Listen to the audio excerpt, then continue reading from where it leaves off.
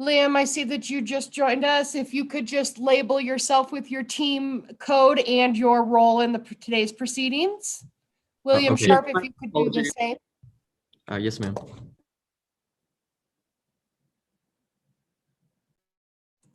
Judge, you only have 3 scorers this afternoon. Okay. With all of our teams here, you can go ahead and run conflicts whenever you're ready. All right, wonderful, thank you. Well, hello everybody and welcome to trial in the COVID era. My name is Alexandria Everson. I am going to be your presiding judge today. Before we get started, I'm going to go over some housekeeping issues. First, and probably most importantly, we are doing this online and there are technical slip-ups that happen. If I drop off the face of the planet for a minute, it's because my internet went out and I will be back. Likewise, if any of you happen to lose your connection, just let me know. If I can't see it, please bring it to my attention. That way we can stop and make sure whoever's presenting gets back on and we can continue. Now, all of the panelists should have the trial roster. If anybody does not, if you could please just put in the comment box that you don't have it, we'll address that. If not, if I don't get any comments, I'll assume that everybody is good to go on the scoring end. Just as general information, I understand that the Bar Association might be taking pictures or recordings of this recording. So just know that you might be photographed and the Bar Association might use those photos. Now, during the trial, you guys are probably used to this already, but I'm going to ask that whoever's presenting turn their camera and their sound on. Whoever is not, turn that off, please, so that everyone can see who the presenter is as they're speaking. I will keep my video on and my sound on as well during the whole time.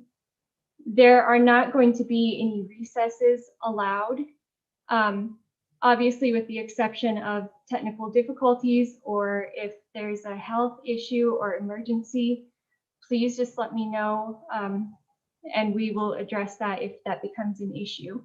Otherwise, there will not be any recesses. Now, before I run the conflicts check, I'd like for each side to please introduce themselves, the attorneys, and all of the witnesses who will be participating. And I will start with the plaintiff prosecution side. Good afternoon, Your Honor, members of the jury and opposing counsel. Can you hear me okay? Yes. Thank you. My name is Elizabeth Clement, and I will be direct examining Jordan Markowitz and cross-examining Avery Becker during this trial. Good afternoon, Your Honor, members of the jury, opposing counsel. Can you hear me? Yes. Great. My name is Aditya Kella, and I will be reading the opening statement, direct examining Kyle Kuzak, and cross-examining Taylor Perkins during this trial. Thank you. Good afternoon, Your Honor, members of the jury and opposing counsel. My name is Sarah Goyette, and I will be direct examining Alex Cifuentes, cross-examining Blake Van Owen, and I will deliver the closing statement. Thank you. Good afternoon, Your Honor, members of the jury, opposing counsel. Can you hear me okay? Yes. Okay, thank you. I will be portraying the role of Jordan Markowitz during this trial. Thank you. Good afternoon, Your Honor, members of the jury and opposing counsel. Can you hear me all right? Yes. My name is Natasha Ganji, and I will be portraying the role of Kyle Kuzak during this trial. Thank you. Good afternoon, Your Honor, members of the jury, opposing counsel. I will be portraying the role of Alex Cifuentes during this trial. Thank you. Good afternoon, Your Honor, members of the jury, opposing counsel. My name is Allison Zinn, and I will be the prosecution timekeeper during this trial. Thank you.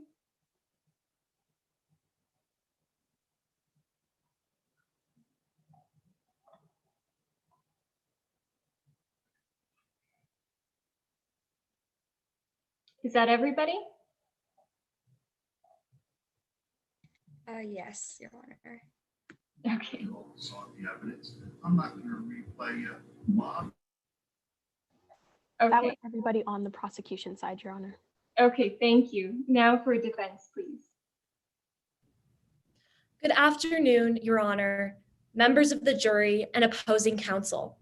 My name is Abigail Shapiro, and I, along with my co-counsel, represent the defendant in this case, Mr. Avery Becker. I will be conducting the direct examination of Ms. Taylor Perkins and the cross-examination of Detective Jordan Markowitz. Permission for my co-counsel to introduce themselves? Yes, you may. Good afternoon, Your Honor, members of the jury, and opposing counsel. My name is Evie Angevine, and today I will be conducting the direct examination of Mr. Avery Becker and the cross-examination of Alex Cifuentes, along with delivering the closing argument. Thank you. Good afternoon, Your Honor, members of the jury, opposing counsel. My name is Henry Trembath, and today I will be conducting the direct examination of Professor Blake Van Owens, the cross-examination of Kyle Kuzak, and delivering the opening statement. Permission for our witnesses to introduce themselves. Yes, they may. Good afternoon, Your Honor, members of the jury and opposing counsel. My name is William Sharp, and today I am Avery Becker. Thank you. Good afternoon, Your Honor, members of the jury and opposing counsel. My name is Chloe Brands, and I am Taylor Perkins. Thank you. Good afternoon, members of the jury and opposing counsel. I am Andres Guevara, and I am Professor Blake Van Owen. Thank you. Good afternoon, Your Honor. Good afternoon, members of the jury. Good afternoon, opposing counsel. My name is Jordan Davidson, and I am the timekeeper for Team HH. Thank you. And I believe that that should conclude introductions of all of the participants. Does anybody have any conflicts that they need to disclose now that would prevent them from scoring any of the participants in this trial? This is Kip Kochmeyer as a scorer. No, I do not have any conflicts, Judge. Okay. This is Jacqueline LaFerriere, and I do not have any conflicts. Tony Ann Nunez, and I don't have any conflicts. Thank you. Conflicts cleared in all courtrooms. Thank you very much. All right. Well, with that, I believe that we can go ahead and get started. Before we do, I'm going to ask that each of the team members please stand and raise your right hand. And you're about to take an oath.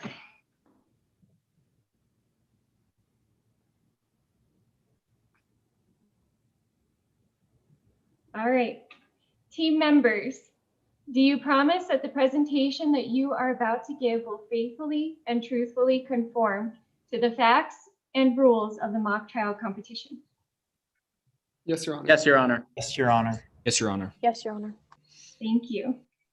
And it looks like the witnesses have also already stood and have their right hand raised, so go ahead and keep it up.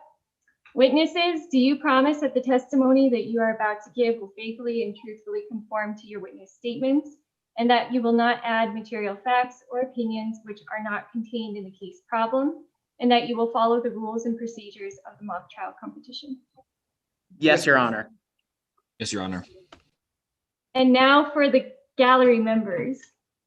And this includes teachers and any attorney coaches. Family members and friends are included as well. Please raise your right hands.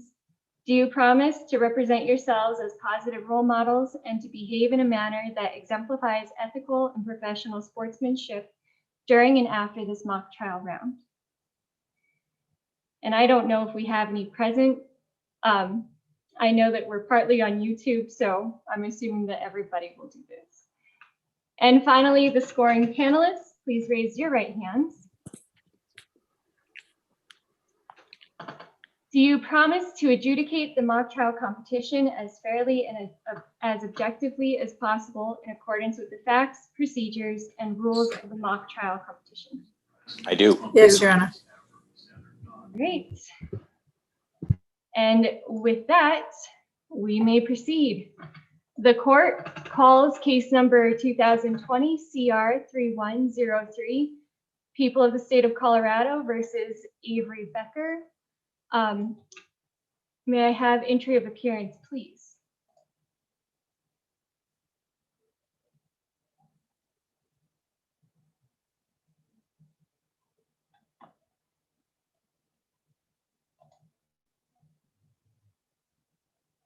Did I lose my connection?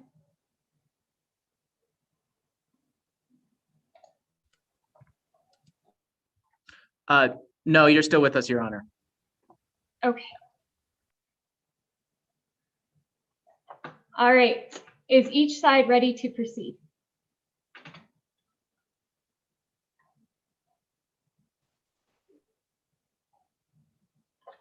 Okay, Ms. Shapiro.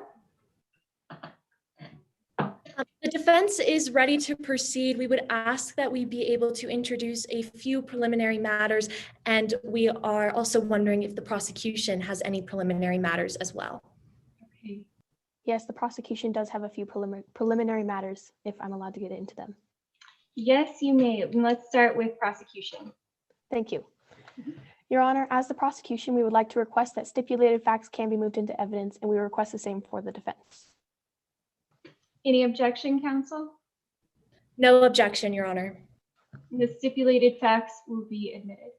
Thank you, Your Honor. Your Honor, we would also like to verify that you, the judge, as well as the opposing counsel, have a copy of the evidence packet for reference. I do, thank you. Great. Your Honor, we would like to request permission that witnesses and attorneys are allowed to remain seated during the duration of this trial, and we request the same for the defense. Yes, that is fine. Whatever you're most comfortable with, please feel free to stand or sit. I know it's a little awkward on video. Obviously, if you were in a real courtroom, you'd be standing, but for purposes of this competition, do whatever is most comfortable to you. Thank you. Your Honor, we would also like to request permission that exhibits can be published into evidence by co-counsel members, such as screen sharing, and we request the same for the defense. Is there any objection? No objection, Your Honor. Okay, will be allowed. And one final one, Your Honor, the prosecution would like to request that during our initial closing statement, if there's extra time, we would like to reserve that time for rebuttal. Okay. Thank you.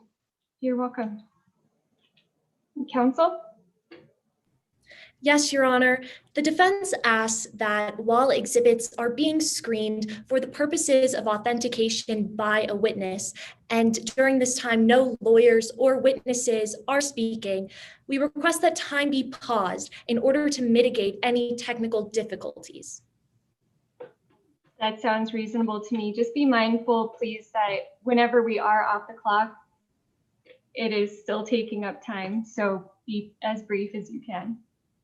Yes, Your Honor. Thank you. The defense has no further preliminary matters. All right. And with that, prosecution, are you ready to proceed with opening? Yes, we are, Your Honor. All right, go whenever you're ready. Anger, recklessness, jealousy, and revenge. Your Honor, opposing counsel, and members of the jury. These are the emotions of the defendant, a murderer, Avery Becker. On March 6, 2020, the defendant invaded the home of his mock trial coach, Mackenzie Brackman, and fatally stabbed him, resulting in Mackenzie Brackman's death. This isn't the first time the defendant has displayed such rash emotions towards their coach and acted on them. Before the murder, Avery Becker got so angry at the victim that they vandalized Brackman's car with a permanent marker. The evidence is here that Avery Becker has the capacity and frequent tendency to lash out. Mock trial is defendant's life. That much is obvious from the statements. But the question is exactly how far would they go to secure their spot on the team? At the end of this trial, I hope the jury finds the evidence and testimonies sufficient enough to charge Avery Becker with knowingly and unlawfully breaking and entering a property with the intent to commit a crime against another person, which is second-degree burglary, and with the deliberate and intentional killing of Mackenzie Brackman, first-degree murder. The defense will try to spin their own story of how Avery Becker is innocent by calling 3 witnesses to testify. You'll hear a story from the defendant themselves, the rash and impulsive Avery Becker, who will try to convince you that they were unfairly accused of murder, channeling their acting skills they so often used in mock trial.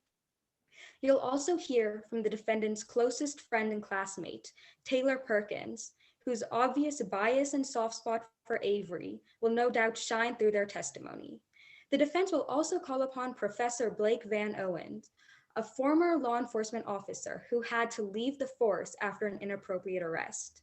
We, the prosecution, will bring 3 reliable witnesses to the stand. The first witness we will call is Kyle Cusack, a crime scene reconstruction investigator who will lay out the details of the crime, a burglary gone fatally wrong. Our next witness is Alex Cifuentes, a peer of the defendants, who will testify on their firsthand experience of the rising tensions between Avery and the victim.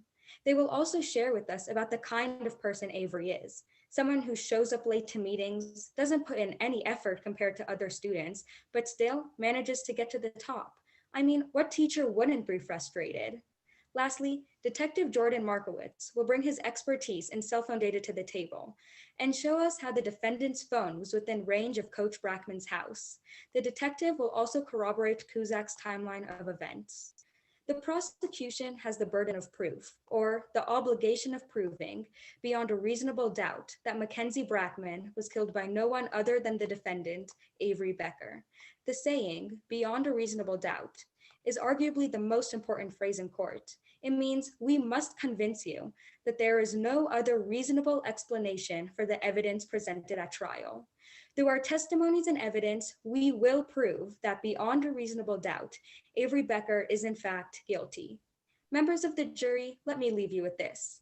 Mackenzie Brackman was a coach who was passionate about teaching his students about the world of law. Was it so unreasonable that he asked his students to show up on time and put in the same effort as everyone else? Was it so unreasonable that he took Avery Becker off the team because he wasn't getting that proper commitment? Was it so unreasonable that the defendant got mad? Of course not. But it's more than unreasonable that Mackenzie Brackman had to pay with his life for that. And I can only ask that Mackenzie Brackman deserves justice, and I can only ask that you, the jury, be the one to give it to him. Thank you. Thank you, counsel. Now, does defense have an opening prepared? Yes, Your Honor. You may proceed. Thank you. Unfortunately, we will never know who really killed Coach Brackman, and the reason is because of a fatally flawed police investigation. An investigation that failed to gather critical evidence, that failed to investigate the real suspects. And because of that, the real murderer is still on the loose. Now, this case is a puzzle, and the prosecution is only providing some of the pieces.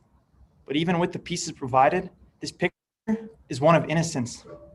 The prosecution is trying to prove that a high school mock trial student, Avery Becker, would burglarize their coach's house and in the process murder him as a result of petty verbal arguments. The prosecution will not be able to do that. They will not be able to prove that Avery Becker had anything to do with this crime. Yes, Avery and Brackman had their differences. Avery had overreacted in past situations, but making dumb decisions is a thing that many teenagers do. However, the jump from a petty disagreement to a home invasion and murder is absurd. Avery wanted to heal his relationship with Brackman. He wanted to get back on the team. And it's impossible that Avery Becker was even at Brackman's house on March 6th. Why? Because he was with Taylor Perkins the entire day. Taylor was a fellow mock trial student, and he will tell you today that Avery picked her up in the morning, and they spent the entire day looking for Avery's lost phone. Taylor was with Avery when they found out about Brackman's death, and Avery Becker will tell you the exact same story. The prosecution's case only works if you believe that both Avery Becker and Taylor Perkins are blatantly lying. Now, the two pieces of so-called evidence that the prosecution relies on to place Avery at the scene are fraudulent text messages and cell tower data, and both of these are far from conclusive. First, Detective Markowitz based his investigation almost exclusively on fraudulent text messages provided by Alex Cifuentes that he claims are from Avery. But Alex and Avery were not close friends. They weren't even friends at all. And Alex was jealous of Avery's stardom on the mock trial team. And it would make no sense that Avery would text incriminating plans to a random acquaintance. And given the importance of these messages, the police could have and should have downloaded the actual ones rather than relying on alleged screenshots. However, they failed to do this. And as a result, there will be no other conclusion for you to reach than that these messages are fraudulent. Secondly, the prosecution relied on cell tower data, Avery's cell phone data. Detective Markowitz will claim this data is proof Avery's phone was in a 6-mile radius of Breckman's house, a pretty generous range. But Professor Van Owen will show you a glaring flaw with this conclusion. Phones don't always connect to the nearest tower. If that tower is busy, the phone will connect to another one. It's as simple as that. And even if this data did track the phone, it wouldn't be tracking Avery because he lost his phone the night before. Now, the police not only failed to investigate any other suspect, but more significantly, they failed to investigate an obvious one, Blair Rowlands. Blair's father threatened Brackman for poor representation in a trial that resulted in a life sentence. Blair was not in school the day of the murder. He matches the build of the person in the security video, and coincidentally, Blair has disappeared since. Kyle Kuzak will describe to you what supposedly happened on March 6th. She'll tell you they found evidence of a break-in and murder, which no one denies. But what she didn't find was any physical evidence that links Avery to the scene. No fingerprints, no DNA, no blood of Avery, no videos or photos of Avery's face, and no one claiming they saw Avery at the scene. Kyle Kuzak will even confess that she wished she had more physical evidence. She came to the conclusion it was Avery without any. That is an assumption, and you'll see that the prosecution's case is full of them. At the end of the trial, you'll see that all of the evidence presented and all of the evidence missing is proof of this. There is reasonable doubt. You cannot send an innocent child to jail based on assumptions and maybes, and those have underlied this fatally flawed investigation. You cannot find Avery Becker guilty. Thank you. Thank you, counsel. Prosecution, your first witness.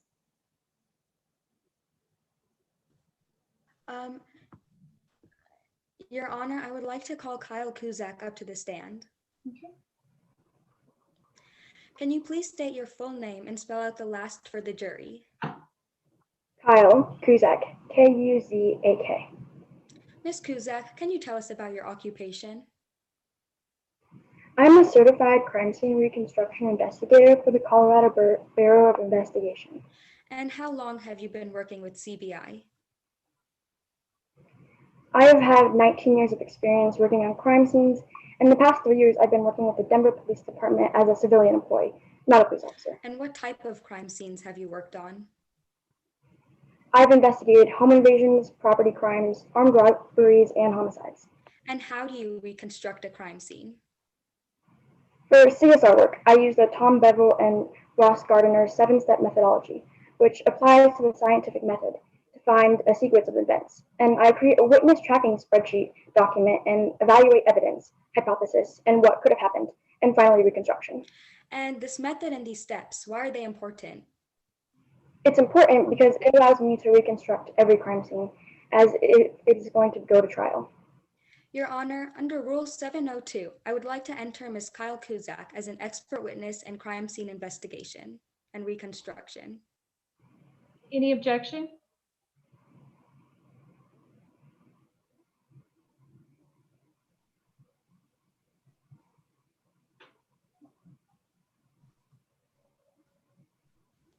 Is there any objection from the defense? No objection, Your Honor. And she will be admitted as an expert in that field. Thank you, Your Honor. Mhm. Ms. Kuzak, can you walk us through the crime scene that occurred at 444 South Flower Street? As I approached the victim's residence, I noticed that the Ring doorbell at the front door, and I noticed another one at the south side of the house. We looked in no prints, so we can assure that the intruder was wearing gloves. Security footage from the doorbell shows that the intruder entered through the door at the rear of the house. What else did you notice? Near the back door, I noticed scuff marks, which indicate a struggle. Broken plates, 5 feet away, indicating the same thing. At some point during the struggle, the intruder got a hold of a kitchen knife and stabbed the victim, presumably while in close proximity. And these scuff marks, are they definitely connected to the struggle?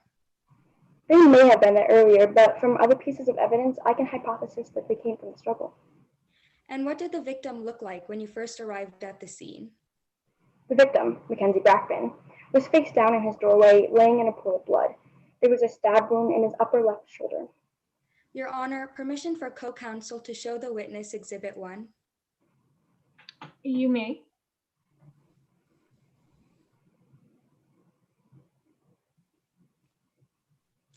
Is this photo of the victim what you saw at the crime scene?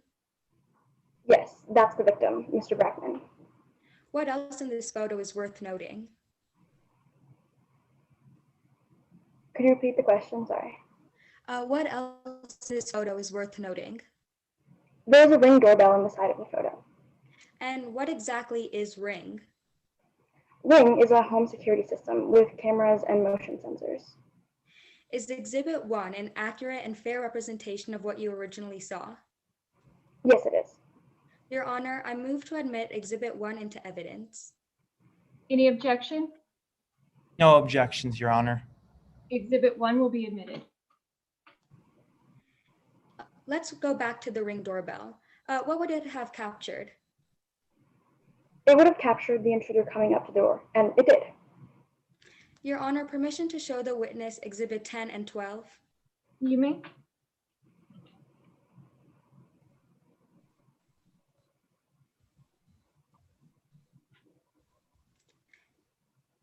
Ms. Kuzak, what does this video, Exhibit 10, tell us? We can see that the intruder is going up to the door, and then he turns away after it's noticing that it's locked. Is there anything notable about the intruder? Yeah, the intruder matches the height and build of the defendant. And then what happened after that in Exhibit 12? In Exhibit 12, the same intruder went around the back and entered through Brackman's back door. These videos were taken by Ring. Ms. Kuzak, were the Ring doorbells working at the time while you were on the scene? Yes, they were. Have Exhibits 10 and 12 been altered in any way since you originally saw them?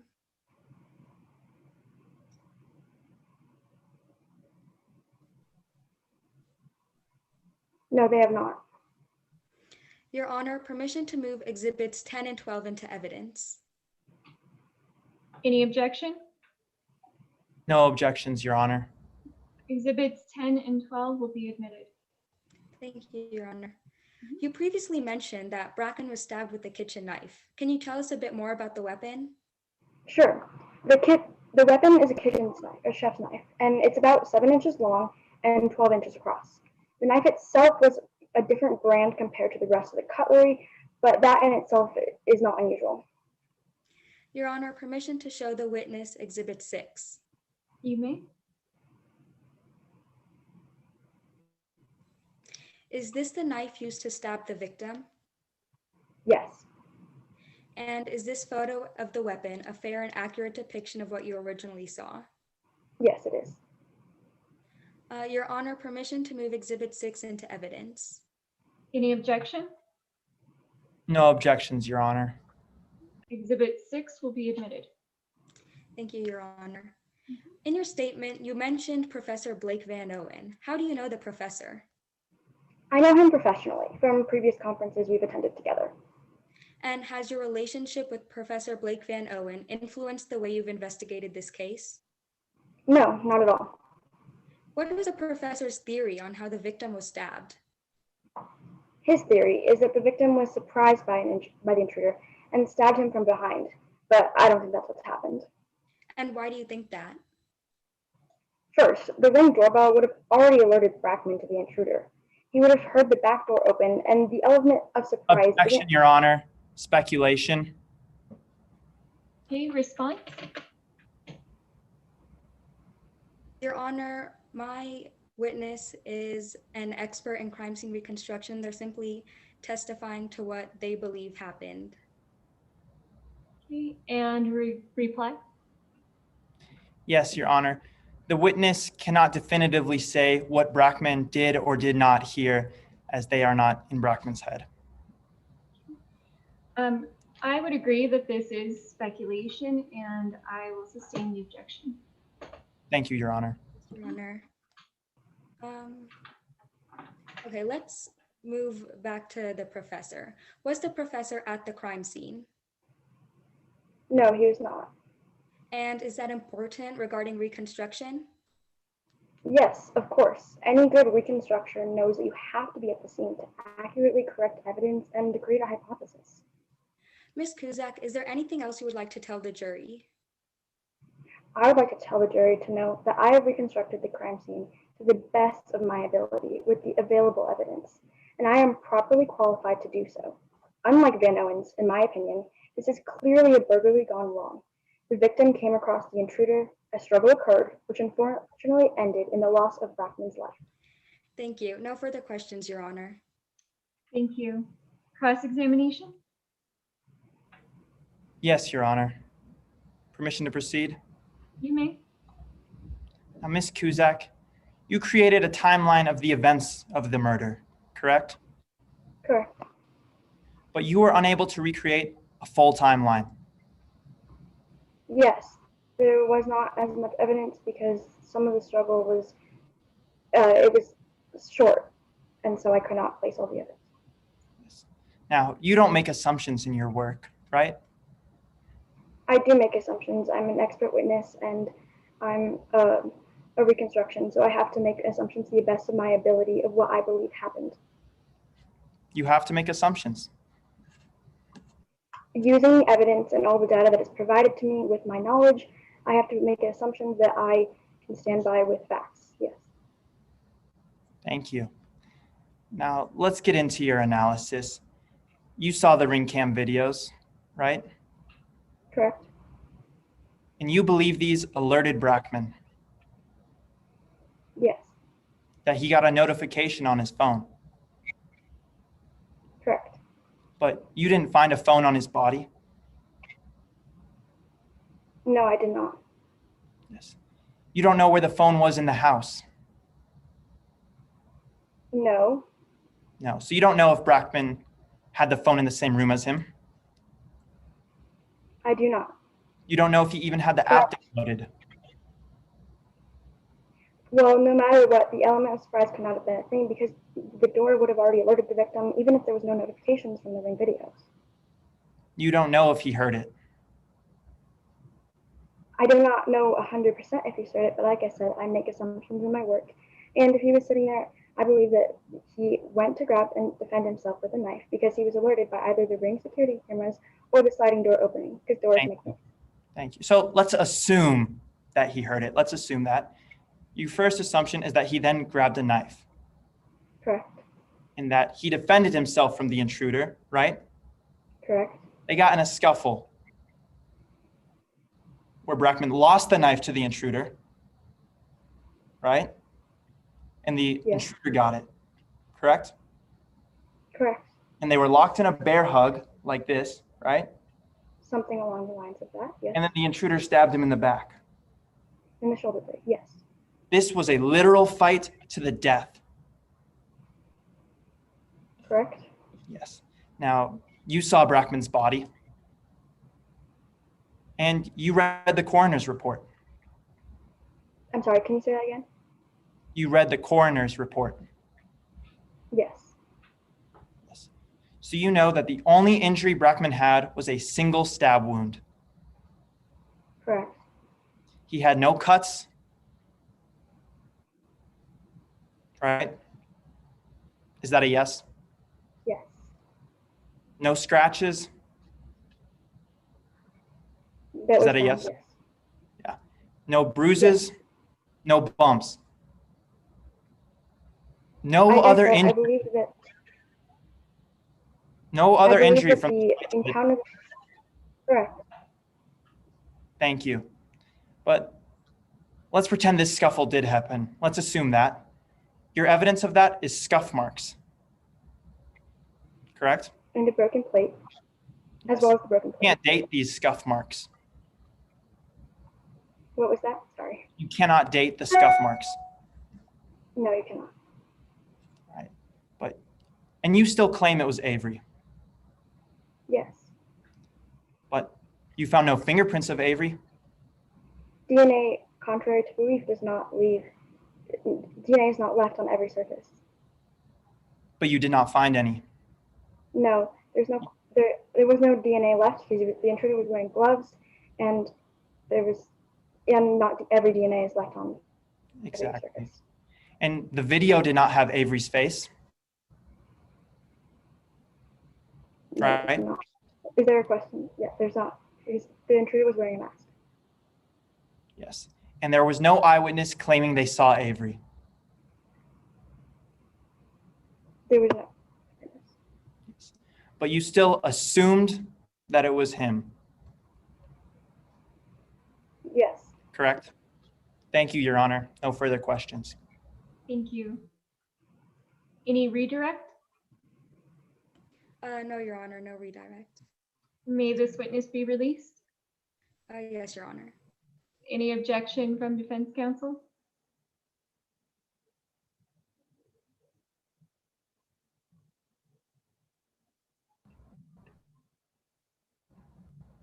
Sorry, can you repeat that? Any objection? May this witness be released?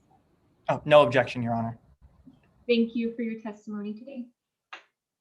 Prosecution, your next witness. The prosecution calls Alex Cifuentes to the stand. And I will remind you, you're under the same oath that you took earlier. Can you please state your full name and spell out your last name for the jury? Alex Cifuentes, Sifuentes. Where do you go to school? I go to Colorado High School, CHS for short. And what year are you in your high school? I'm in a senior. Oh my God, I'm a senior. Are you involved in any extracurricular activities? Yeah, I'm in mock trial. Avery got me to join in freshman year. Sorry, I'm really nervous. And what is your relationship with Avery Becker like? We're best friends. And how did others feel about Avery? I know most of them didn't like them. At least in mock trial, he was always unprepared and he made everyone really anxious. And how would you describe the relationship between Avery and Mr. Brackman? It's full of tension. They were both really frustrated with each other, and I didn't like the way that Avery treated Mr. Brackman. Mr. Brackman constantly tried to get Avery to prepare for practices and but Avery would just refuse. Avery hated Mr. Brackman. Objection, speculation. Response? Your Honor, Alex Cifuentes is testifying to what they saw between Avery and Mr. Brackman. Reply? Your Honor, the statement Avery hated Mr. Brackman is speculating about Avery's feelings. I think that the witness can testify to her own personal knowledge to the extent that she has it. So I'm going to allow it and overrule the objection. You may proceed. When did Avery and Mr. Brackman reach their boiling point? Well, Avery was late to practice again, and Mr. Brackman demoted him to the B team, rightfully so. Then Avery convinced Taylor Perkins to leave mock trial so that he.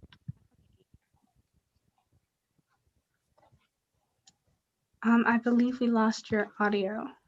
Oh, you did? Would you like me to repeat the question? No, I know the question. Avery was late to practice again. Mr. Brackman demoted him to the B team, and then Avery convinced Taylor Perkins to leave mock trial so they could be back on the A team. And then what happened at the next practice?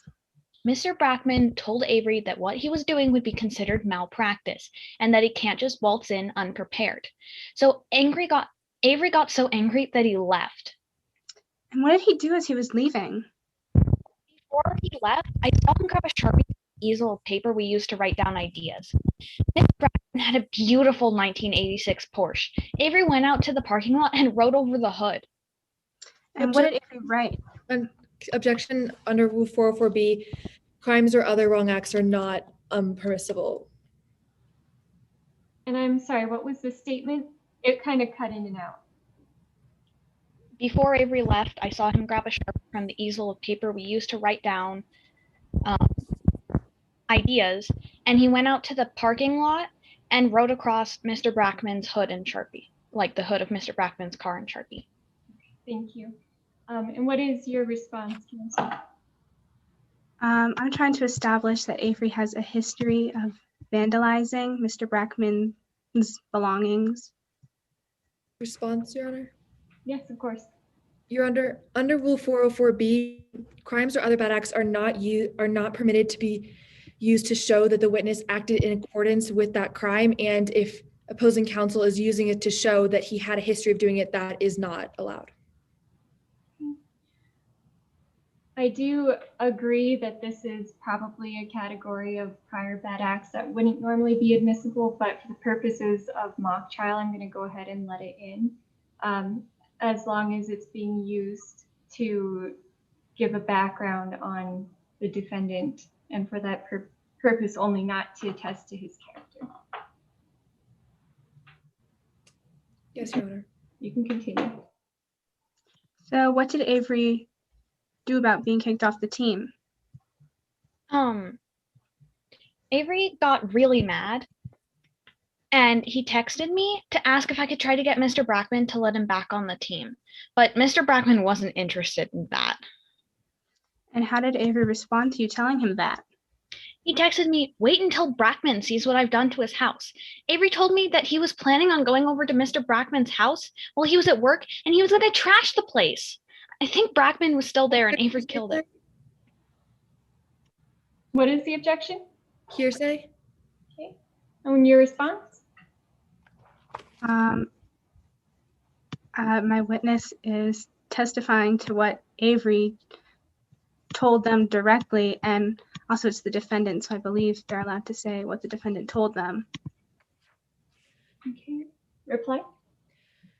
Your Honor, there are genuine questions of authenticity about these statements, and it's the defense's position that Avery Becker did not make these statements, so they are hearsay. Since this was a statement made by the defendant, this is considered an admission, so I will go ahead and allow it and overrule the objection. You can continue. Thank you, Your Honor. What happened after Brackman's death? A detective wanted to interview me. I told him about the text messages from Avery. I plugged my phone into charge because it's bad at holding battery. But when my dad called me to leave, I forgot my phone at home. I told him that I could come back with the phone, but he said I could just send screenshots. If you were shown a photo of the screenshots you sent him, would you recognize them? Yes. Your Honor, permission to show the witness what has previously been marked as Exhibit 14. You may.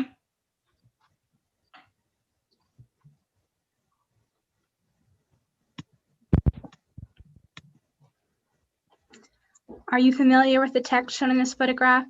Yes. How are you familiar with the text? Well, I took the screenshot and it shows a text conversation between Avery and I. Based on your familiarity with the text, can you tell us whether the photo accurately depicts the text when you took the screenshots? Yes, it does. Your Honor, I would like to submit into evidence Exhibit 14. Any objection?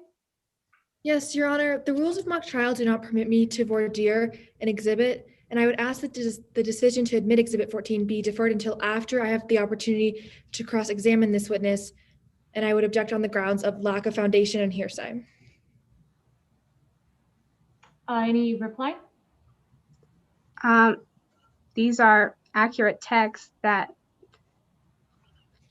Alex Cifuentes took, and it was accepted by the police. Since there has been a proper foundation laid for these messages, I'll allow the testimony and counsel on cross-examination. You can go ahead and question more into the validity of those messages and any other issues that you think are appropriate for the jury to hear. Exhibit 14 is admitted. Thank you, Your Honor. Can you tell me about your relationship with Blair Rollins? I mean, I knew him, but I only knew him enough to say hello and goodbye in the halls occasionally. I don't even know if we had any classes together. Did you ever see Becker's phone at the Fry Shack? I mean, I played on it and we talked, but I gave it back. Did you steal Avery's phone? No, I know I'm being accused of stealing Avery's phone and giving it to Rollins, but I would never have done anything to hurt Mr. Brackman. I really liked him. Is there anything else you would like the jury to know? Avery normally got the role of lawyer because that's where he thought the glory was, but he was also a really good witness. He had an amazing ability to make things up on the spot and make them sound true. I want the jury to know that whatever Avery says can't be trusted. Objection, Your Honor. This again is character evidence.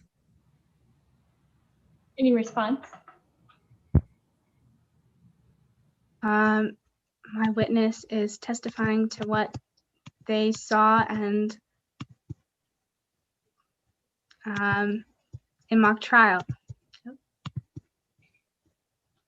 Reply. Your Honor, the witness is stating that Avery was able to make things up in the past and therefore will be doing that again today, and that is not allowed. And I agree with defense counsel on this.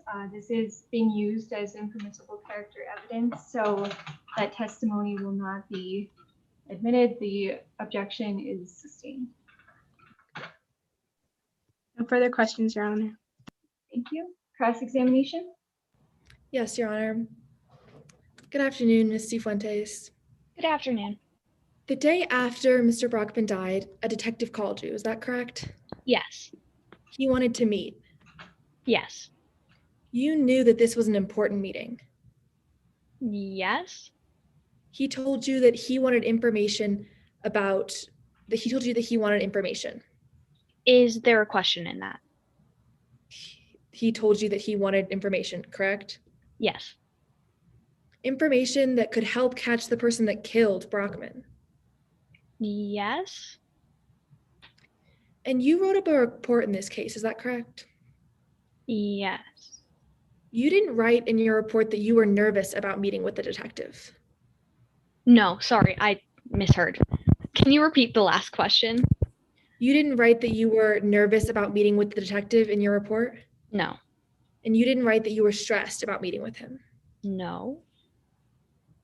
Now, you claim your phone contained texts. Yes, I did. Texts that you're telling the jury are very important. Correct. You knew you wanted to discuss these texts with the detective.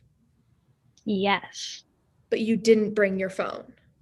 No, I forgot it at home. I'd said in my thing, it doesn't hold battery very well, so I had to plug it in, and then my dad called because we had to go, and then I just left it charging. So you didn't bring your phone? No. You were charging it because you wanted it to be fully powered for the meeting. Yes. I mean, I didn't want it to run out before I got there because that would be pretty useless, wouldn't it? You didn't turn around and go get your phone. No, I forgot it once I got there. You didn't go home and go get it. No, the detective said I didn't need to. He said I could just send screenshots. You claim that Avery sent these texts. Yes. I mean, I have Avery's contact information. Why wouldn't I? Like, Avery's my best friend. Of course, I know what their number is. These texts. Yes. Detective Markowitz never asked you to see the real phone. Is that correct?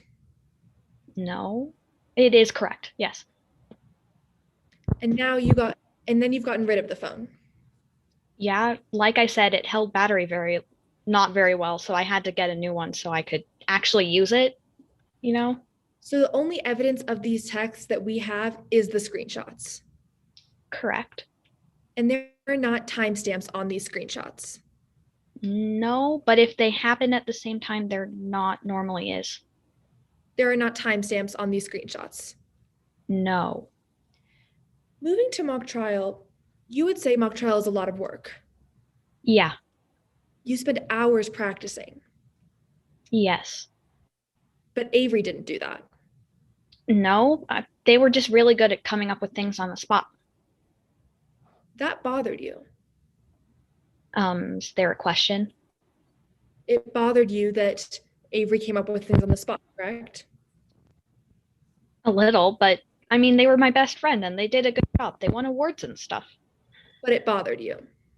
Yes, I already said that. And you would say that Avery scored pretty well. Yeah, he won awards and stuff. You didn't think he deserved to win those awards. I mean, I thought that it would have been really nice if he had been more prepared, but I mean, he did win the awards and he didn't work that hard. But I mean, he's my best friend, so. And yes or no, you said that Avery was your best friend. Yes. Just said that. You never hung out with Avery outside of mock trial. I mean, we both had rules and stuff. I mock trial so much. So mock trial was most of my life anyway. Yes or no is fine. You never hung out with him outside of mock trial. Correct. And you never went to his house? No, I don't believe so. And moving to Blair Rollins, you knew Blair Rollins. I know everyone, like at least a little bit, but we only said hi and stuff in the halls occasionally. I don't think we had any classes together. And yes or no, Detective Markowitz never asked you any questions about Blair Rollins. I don't believe so. Yes or no, Detective Markowitz never asked you about any other potential witness. I don't recall, but I believe not. Blake Van Owen came to see you a couple weeks ago, is that correct? I don't recall. A private investigator came to see you? I believe so. You knew he was a private investigator? Yeah, maybe. Yeah. Okay. And you knew that Professor Van Owens would possibly write down your statement? Yes. And record it? Maybe, yeah. Compare it to a previous statement? Sure. You didn't answer any of his questions? Is there a question? Yes or no, you didn't answer any of his questions? No, I did not. Moving Objection, to the Your Honor. Out of scope of direct. A response? Your Honor, my cross-examination does not need to be inside the scope of the direct. In reply? Okay. Do you withdraw the objection? Yes. Okay. All right, you can continue. Moving to the night before that Brockman died, you saw Avery at the Fry Shack that day. Yeah.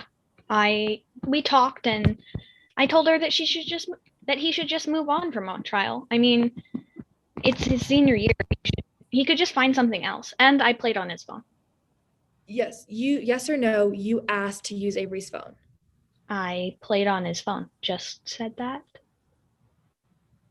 You had your own phone. Yeah, but he had a new game and it looked cool.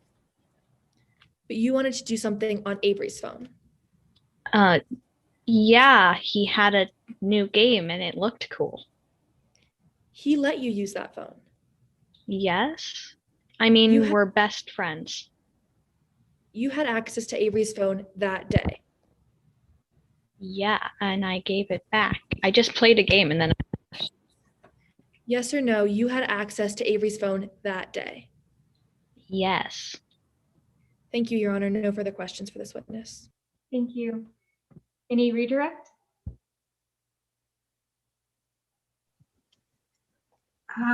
Sure. Okay. So, Alex Fuentes, can you remind us what year in high school you are? I'm a senior in high school. Has Avery graduated? Yeah, he graduated last year. So you've had this entire year to shine on your own without Avery, correct? Yes. Okay. No further questions. Thank you. May this witness be released? Yes. Thank you. Any objection from defense? No, Your Honor. Thank you for your testimony. You are released. Prosecution, your next witness. Yes, Your Honor, I would like to call Jordan Markowitz up to the stand. He is our final witness. Thank you. Can And you I will please? remind you that you are also still under the same oath that you took earlier this afternoon. You understand? Yes, Your Honor. Okay, you may proceed. Can you please state your full name and spell out your last for the jury? Yeah, sure. That's Jordan Markowitz. Markowitz is Markowitz.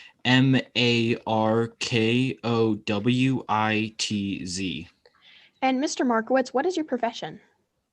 I am a homicide detective for the DPD. What is the DPD? It is the Denver Police Department. Thank you. Detective, how long have you been working with the Denver Police Department? I have been a detective for a little over 7 years. What other kinds of training do you have? I have a cell phone technology and forensic data recovery certification from the American Academy of Law Enforcement. I had to complete a 3-day training course and a certification exam. And what did you learn throughout this course? Throughout this course, I learned about the types of cell phone data and records that can be obtained, how to use forensic software such as Cellbrite system to download information from a cell phone, and how to acquire and interpret cellular data and cell tower data. Detective, why was this information useful? I use the training as a detective constantly. I have downloaded the contents off of hundreds of phones, and I have obtained and interpreted cell tower data in over 50 cases. Your Honor, under Rule 702, I would like to admit Detective Jordan Markowitz as an expert witness in detective work and call data record investigation. Any objection? No objection, Your Honor. All right, then he will be endorsed as an expert witness in this field. You may proceed. Thank you, Your Honor. Let's move on to the scene of the crime. When did you arrive? I arrived at approximately 1420 hours at the residence of the victim. And what time would that be in AM, PM terms? That would be 2:20 p.m. Thank you. When you arrived, what were some of the things you saw? Upon arrival, I observed that the front door was open, with the victim inside the residence, face down on the floor in a pool of blood. A large knife was visible on the floor just behind the victim's body. And what did the victim look like? The victim's shirt was bloodstained on his left shoulder, where he had obviously been stabbed. From the angle of his body, it seems as though the victim was trying to leave the residence before he fell to the ground. And what did you do after this? I examined the rest of the house. During your examination, what stuck out to you? I saw that there were no other victims and that all the expensive items were left untouched. So what does this mean in your expert opinion? Based on my large amount of experience, it seems fairly obvious that the victim caught someone breaking into their home, confronted them with a large knife from the kitchen, but the intruder got a hold of the knife and stabbed the victim. And who's the victim? Criminal defense attorney Mackenzie Brackman. What kind of relationship do you have with Mr. Mackenzie Brackman? I have examined many homicides that Mr. Brackman defended, and I have been in multiple trials with him. And how has this relationship affected you today? I would never let my personal life interfere with my work life. Moving on, what other evidence do you have surrounding the case? I have downloaded contents from Mr. Brackman's phone. While downloading this data, I noticed a tremendous amount of text and emails all circulating around something called mock trial. What does a mock trial have to do with anything? After some digging, I found that Brackman was a high school mock trial coach for the Colorado High School. Based on the number of texts and emails, it seems as though he spent more time working at mock trial than he did his actual job as a lawyer. And how did you proceed with this newfound information? Well, I reached out to the Colorado High School and got contact information for all of the students on the team. Who did you reach out to first? I spoke to Alex Cifuentes, who gave me the biggest breakthrough I had in this case. What did you find out? After calling him to an interview in person, I found that another student on the team, Avery Becker, had texted Mr. Cifuentes that he planned to trash Mr. Brackman's house. And what did you do with this information? I immediately reached out to Avery Becker, but before he could come in, his lawyer prevented me from any questioning. And what happened after this confrontation with the lawyer? I was able to get a warrant to search Avery's phone, but his lawyer informed me that he had lost his phone. However, the attorney did provide me with his phone number. And what can you do with this information? I was able to obtain a service provider and the cell tower records associated with it. So what kind of data did you collect from the cell towers? I received cell tower records, but more specifically call data records. What are call data records? They sound a little bit complex. They are very difficult. Call data records, or CDRs, are records of any call or text you either sent or received. It generally shows the date and time of the communications, whether it was incoming or outgoing, and the number on the other phone involved in the conversation. Anything else?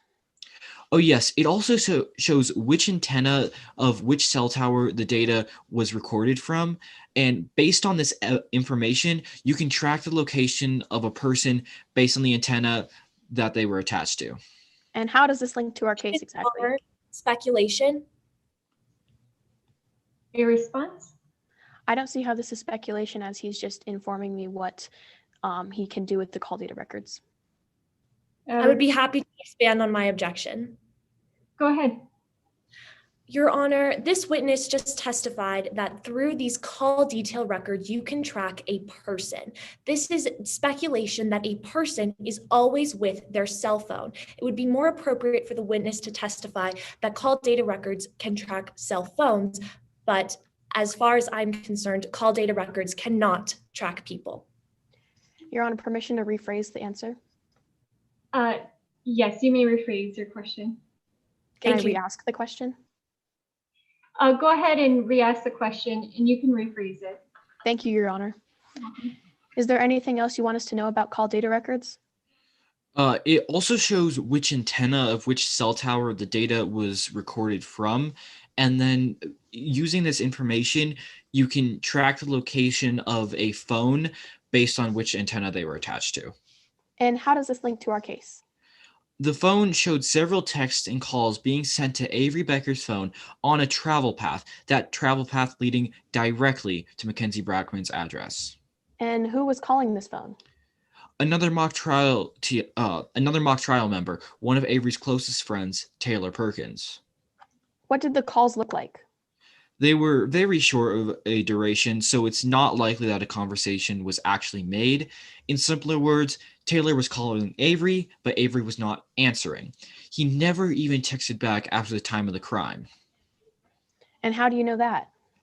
All of his phone activity ceased after 13:20 hours or 1:20 p.m. This would happen if the phone is turned all the way off or it's in airplane mode. Your Honor, may I show the witness what has previously been marked as Exhibit 16? Yes, you may.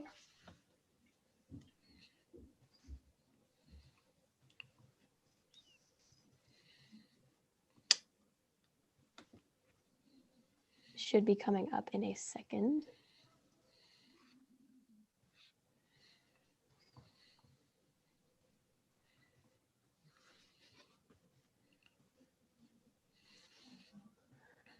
Thank you. Defense counsel, I'm showing you what has previously been marked as Exhibit 16.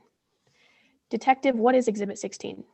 Exhibit 16 is a detailed diagram that displays the most logical route taken by Becker, along with the call data records to prove this travel path. Is Exhibit 16 a fair and accurate depiction of what you saw upon investigation? Yes, it is. Your Honor, I would like to admit Exhibit 16 into evidence. Any objection? Yes, Your Honor. While the defense does not object to the map itself, the defense objects to the dotted line that has been drawn onto the map, as it is speculation. Reply? Your Honor, this is merely a expert witness's opinion on a logical thing that might have happened, and we are going to dive a little more into it as we go. I will go ahead and allow Exhibit 16 to be admitted. I would ask counsel you lay additional foundation. Yes, Your Honor. Your Honor, thank you. Detective, will you please elaborate on the logistics of this evidence? Yes. So since you can track at what times which antenna received the ingoing and outgoing messages, you can track an approximate travel path, and that is what I have done here. And this is the most logical route following the most logical roads to Mr. Brackman's house, which follows along on these antennas. Can you explain a little more about what the antennas are showing? Yes, the antennas each have a 120-degree radius that they cover, and so they are showing that Avery Becker's phone was most likely inside of that range for each of those messages. And the rest of the antennas? The rest of the antennas, can you expand on that question? So can we start with the top? Can you explain what each of the antennas is kind of showing in relevance to? So the top antenna there, that one is showing that Avery Becker started out at their residence, and then they continued along that road until they hit Rock Creek Parkway, and then that brings you into the second antenna where some more calls and texts were sent, and that follows along for a little way into the third antenna, which is where Mr. Brackman's house is, and several more calls and texts were received there. And what does this diagram ultimately do for your case? This shows exactly how Avery Becker would have traveled from their house to Mr. Brackman's house, and also this is the most logical travel path to begin with to travel in between there. So this proves that Avery's phone Avery's phone almost indefinitely went to Mr. Brackman's house. Okay. How do you know when a phone is turned off and it stops communicating? That means that it stops all communication with a cell tower, so it won't receive or send any messages or calls. Thank you. Detective Markowitz, do you see the defendant in the courtroom today? Yes, I do. Your Honor, may I please ask the defendant turn their camera on for a brief moment? Yes, you may. Can you describe what the defendant is wearing? Yes, the defendant has curly hair and has large round glasses. He's also wearing a black shirt. It appears to be a turtleneck. And this is the Avery Becker that you are accusing of the crime? Yes, it is. Thank you. What conclusions do you have based off of your observations? It is clear to me that Avery Becker went to Mackenzie Brackman's house on March 6th, as his location shows, with the intent to break in retaliation. Since it was Your Honor, an expert under Rule 704B, an expert witness may testify to their opinion on the ultimate issue, but they must not testify to a mental state or condition that would constitute committing a crime. This witness has just testified to Avery Becker's intent to burglarize the house, and that is not permissible under Rule 704B. Response? Do we have permission to rephrase the question, Your Honor? Why don't we just address this issue? How can we address this issue, Your Honor? If you could just give me your response, please. This is just the expert opinion, and I do understand that it is based on a mental state. However, this is a very expert theory as to what happened, and if you would like, we can take that part out as in our answer. I am going to sustain the objection.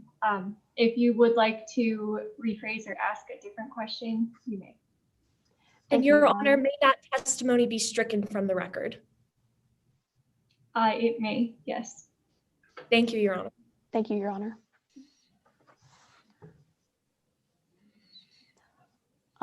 Detective Markowitz, what conclusions do you have based off of your observations?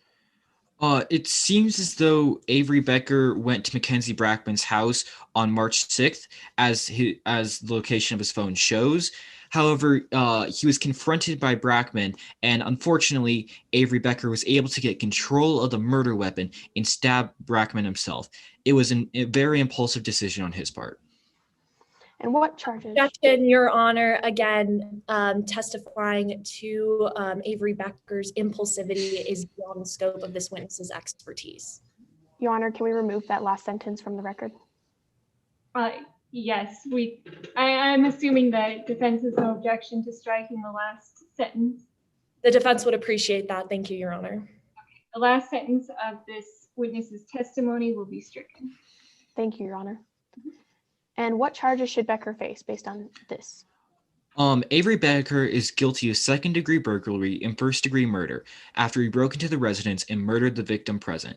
After all of the conclusions I have made are based on my information provided to me about the case. Thank you. No further questions, Your Honor. Thank you, counsel. Cross-examination? Yes, Your Honor. Before I proceed, may I request a brief time check? Yes, you may. The defense has 8 minutes and 10 seconds remaining for cross-examination. Thank you so much. Good afternoon, Detective. Good afternoon. Now, Detective, obtaining the contents of cell phones is extremely important to criminal investigations. Yes, it is. And you have downloaded the contents of literally hundreds of cell phones for prior cases. Yes, I have. It is an area of expertise of mine, and I am very proud of it. Yes, and you do this because it is the best practice. Yes, it is an extremely effective and exact way to download data. Thank you, Detective. Now, Alex Cifuentes did not bring his phone to his interview with you. No, he did not, and it was a mistake that anyone could have made. Thank you, Detective. I would appreciate just a yes or no answer. Alex Cifuentes did not bring his phone to his interview with you. No, he did not. And so that means that you did not see his phone on the day of the interview. No, I did not see his phone then. And you have not seen his phone since. No, I have not. And you claim that Exhibit 14 are screenshots of Mr. Cifuentes' phone. Yes, they are. They were sent to me from Mr. Cifuentes. Right. And you didn't take these pictures. No, I did not directly take them, but Mr. Cifuentes did, and I believe that he is trustworthy due to my years of experience. Thank you, Detective. But you never saw the contents of Exhibit 14 directly on Mr. Cifuentes' phone. Not directly, but as I said, I believe that Mr. Cifuentes was trustworthy and that those were accurate. Thank you, Detective. But as you just testified, downloading the contents of cell phones is the most effective way to get accurate information. And is it true that you never downloaded the contents of Mr. Cifuentes' phone? No, I did not download the content of Mr. Cifuentes' phone. Thank you, Detective. Now, you got the contact information for every student on the mock trial team. Yes. And you happened to call Mr. Cifuentes first. Yes, I did. And in your written report, you don't mention conversations with any of the other team members. No. You didn't download the contents of the cell phones of any of the other team members. Well, I don't think that downloading contents out of people who may have nothing to do with the case would be very ethical. Are you aware that Taylor Perkins, a member of the mock trial team, claims that she was with Mr. Becker on March 6th? Yes, I am aware of that. And you never downloaded the contents of Taylor Perkins's phone? No, I did not. But once again, I don't believe that that would be ethical to track someone's position. However, you tracked Avery Becker's cell phone in this case? Yes, because he is directly under scrutiny. and Miss Perkins could possibly be involved?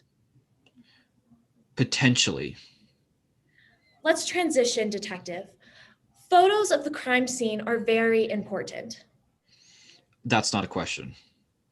Are photos of the crime scene important? They can be, not always. Well, would you agree that photos can be more accurate than memories? Yes, that's kind of the point of a photograph. Exactly. And the jury, when they have access to these photos, it helps them to reach their own conclusions. That's not a question, but Does the jury have access to photos today? yeah, the jury does have access to photos today. They have access to plenty. But they do not have access to some very important photos of blood splatter. Your Honor, objection. This is outside of my witness's expertise. A response? Your Honor, Detective Markowitz is the lead detective of this case. Even though he is not qualified as an expert in blood spatter, he can testify to the whereabouts of these pictures. Reply? He can testify. However, he is not a crime scene investigator, so he cannot attest to things about blood. And Honor, I am not asking the witness to testify to the specifics of blood spatter. I'm going to go ahead and allow the testimony. The witness can testify as to the crime scene and his investigation as the detective assigned to this case, to the extent that he has the knowledge of any photographs or observations of the blood splatter at the scene. Thank you, Your Honor. Thank you, Your Honor. You're welcome. Now, Detective Markowitz, the pictures of the blood spatter were destroyed. yes, however, I did not take those photographs. Those were taken by the forensics team. Detective, are you the lead detective of this case? Yes, I was the lead detective. Thank you. Now let's take a closer look at the evidence that we do have access to today. I would ask that Exhibit 1 be screen shared for the witness's reference. I believe it has already been admitted into evidence. You said Exhibit 1? Yes, Your Honor. Yes, it has been admitted. Your Honor, do I have permission to share the exhibit? Yes, you do.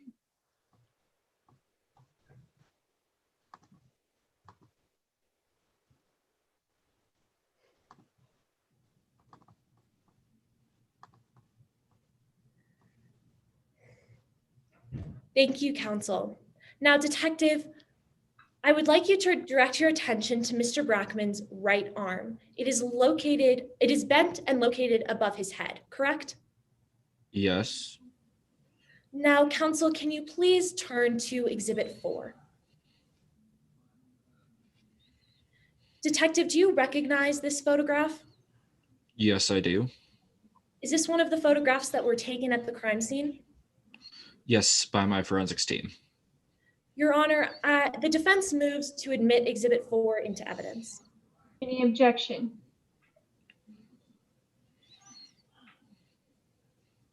Objection. This has not been, there's a lack of foundation. A response? Your Honor, this is the lead detective of this case. I believe that he has the proper expertise to be able to admit an exhibit that shows the victim. I believe the witness testified that he had personal knowledge of the photograph and that it was an accurate picture. And on that basis, I'm going to admit Exhibit 4 into evidence. Thank you, Your Honor. Thank you, Your Honor. May Exhibit 4 be screen shared again? Yes, it may.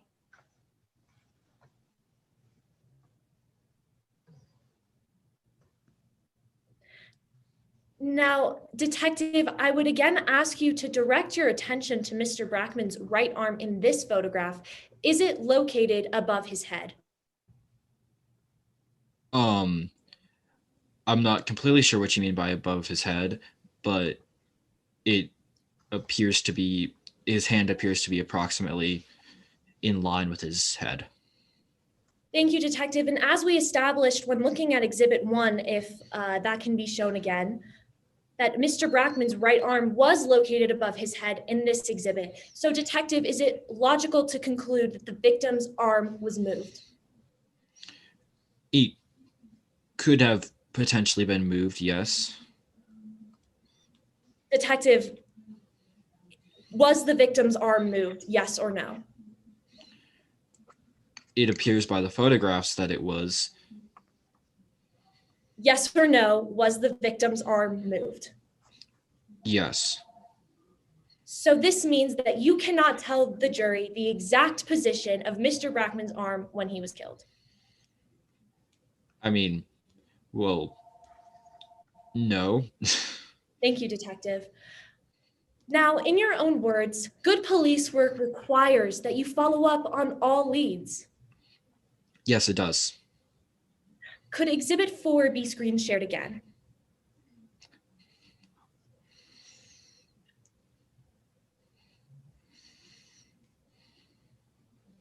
Detective, would you agree that on Mr. Brackman's left hand, he is wearing a ring?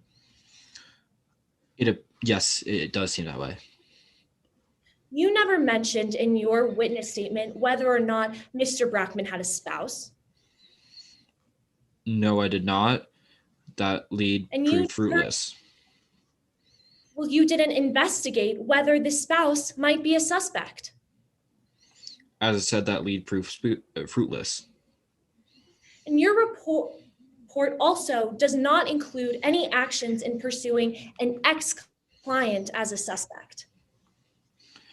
No, I believed that Avery Becker was by far the most promising suspect. Even though you state that you initially suspected that the murderer could be a disgruntled ex-client. That was an impulse based on the fact that Avery Becker, or sorry, that Brackman was in fact a lawyer and could have a disgruntled ex-client. However, looking at the situation more, it seemed that wasn't the case. Did you name any of Mr. Brackman's ex-clients in your witness statement? No, I did not. Thank you, detective. Thank you, Your Honor. I have no further questions for this witness at this time. Any redirect?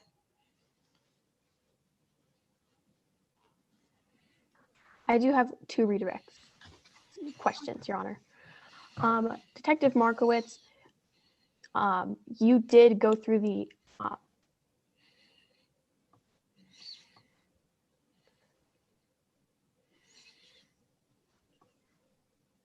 let's just no further questions, Your Honor. Okay. May this witness be released? Yes, Your Honor. Any objection from defense? No objection from the defense, Your Honor. Thank you for your testimony today. You may be released. Well, you're welcome. Thank you for, letting me testify. Thank you. Prosecution, any additional witnesses? No additional witnesses, Your Honor. Does prosecution rest? The prosecution rests. And defense, are you prepared to call your first witness? Yes, Your Honor. The defense calls Avery Becker to the stand.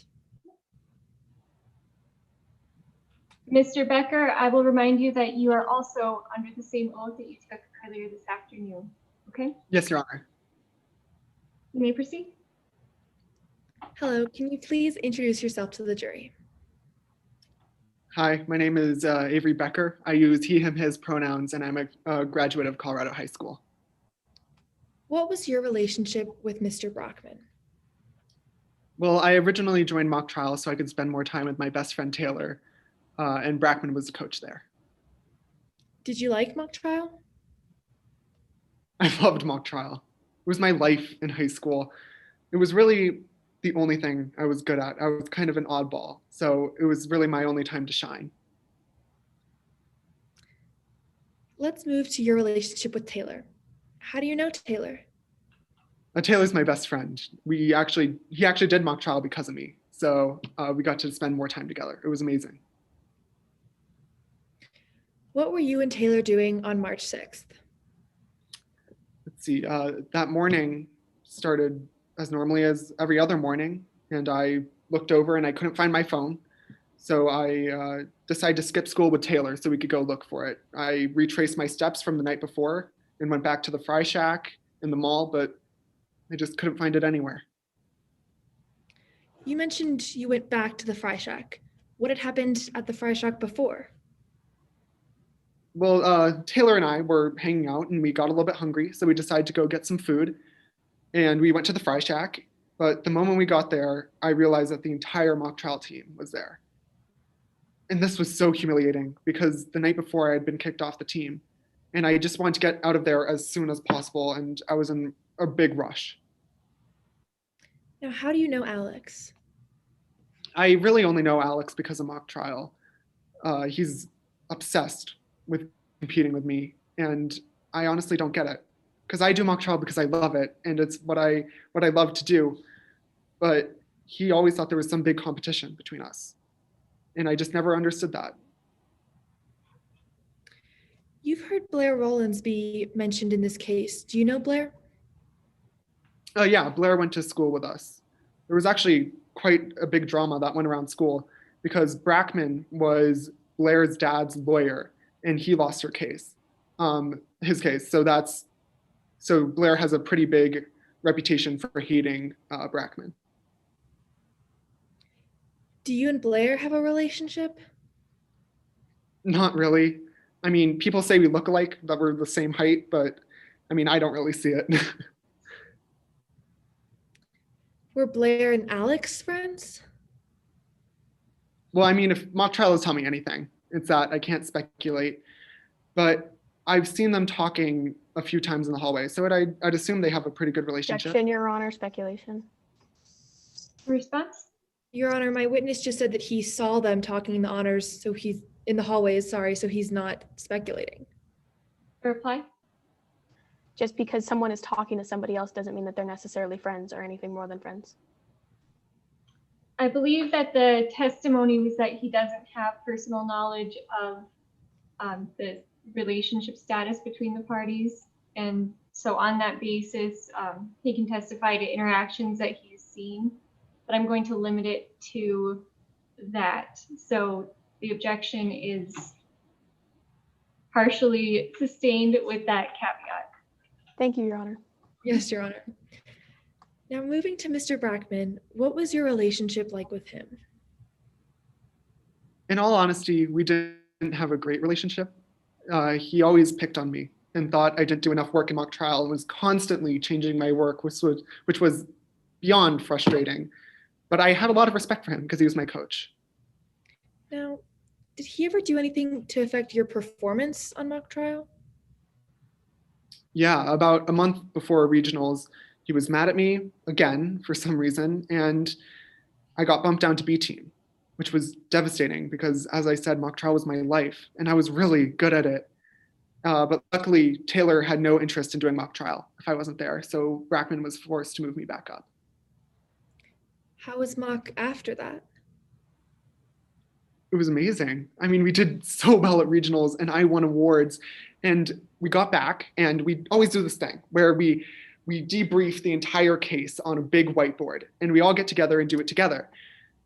And then Mr. Brackman walks in and just starts yelling at me. And I couldn't understand why, because I had done so well. And I just wasn't in the mood to be yelled at. So I stormed off, and I just didn't want to be there anymore. What happened next? Well, I was still holding a dry erase marker, what I thought was a dry erase marker, when I left the building. And I decided in a fit of anger that I would write on his car. And looking back on this now, this was a horrible idea, but Brackman saw this and was furious and kicked me off the team. Did you ever try and rebuild this bridge with Mr. Brackman? So many times. I felt so terrible for what I had done. I even went to his office to try to apologize to him, but he just wasn't willing to listen.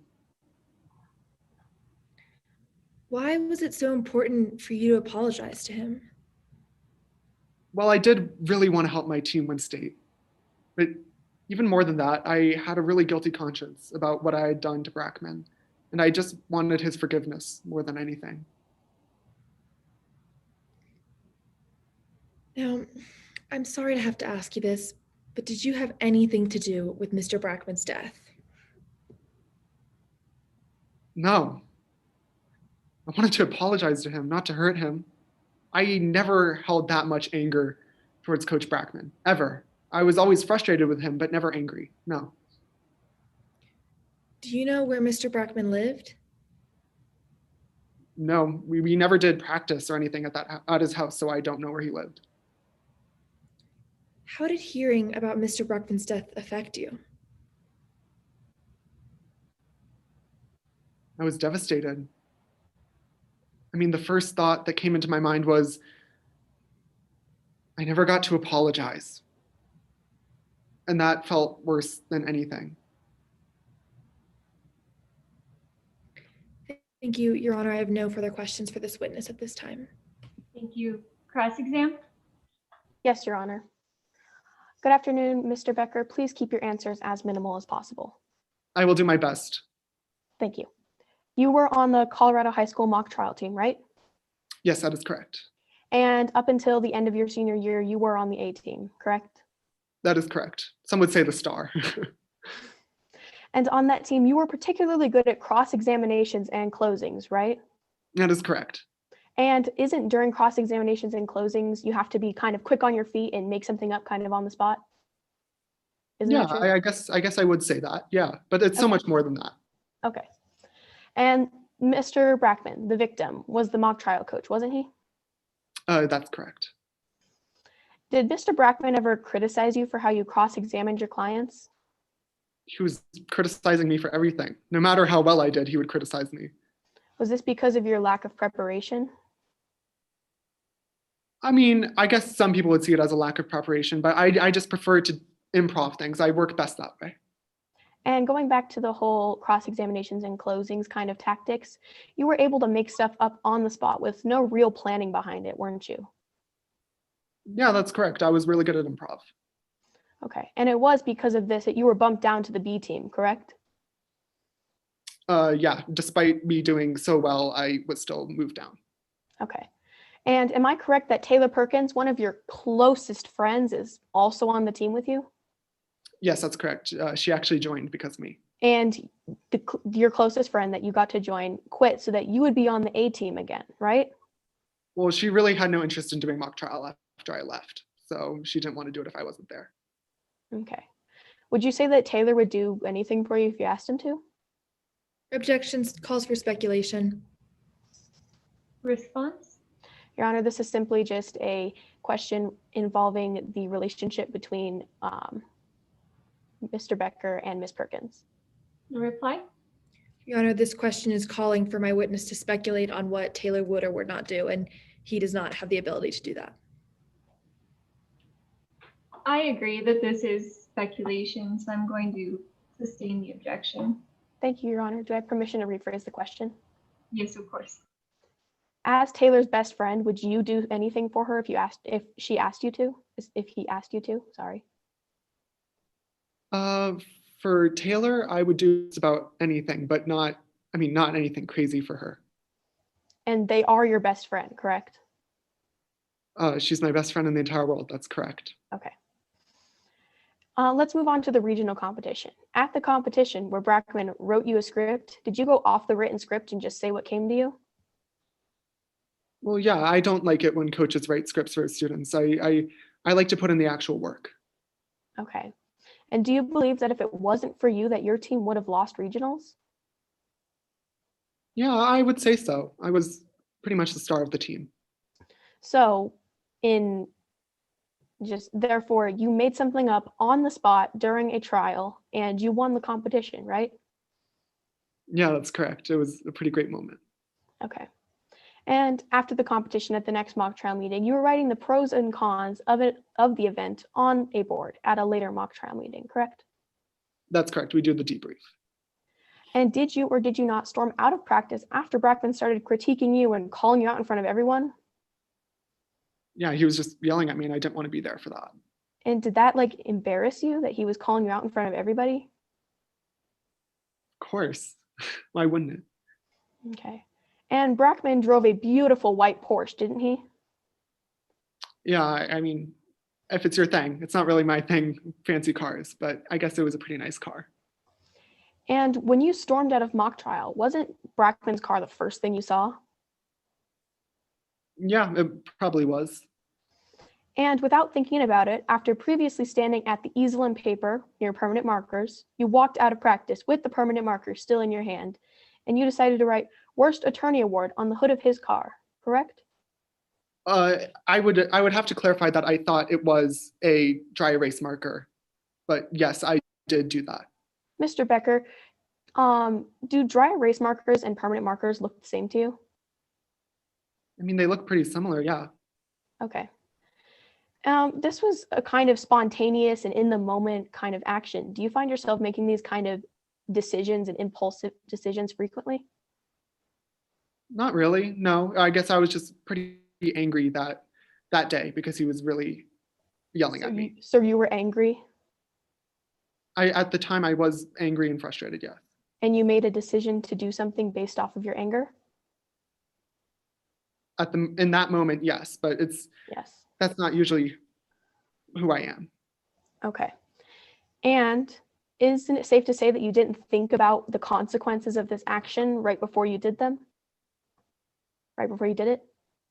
Yeah, that's correct. In the moment, I wasn't thinking about it. Okay. And it was after this moment that you were officially kicked off of the team through a confrontation with Mr. Brackman, correct? That's correct. And mock trial was one of the most important things to you, wasn't it? It was my life in high school, yeah. As you said, it was your life, so it must have been devastating to get kicked off the team, wasn't it? Yeah, it did hurt quite a bit. And then you later went home and told your mom that you were kicked off the team, but you didn't include that you vandalized Brackman's car, isn't that correct?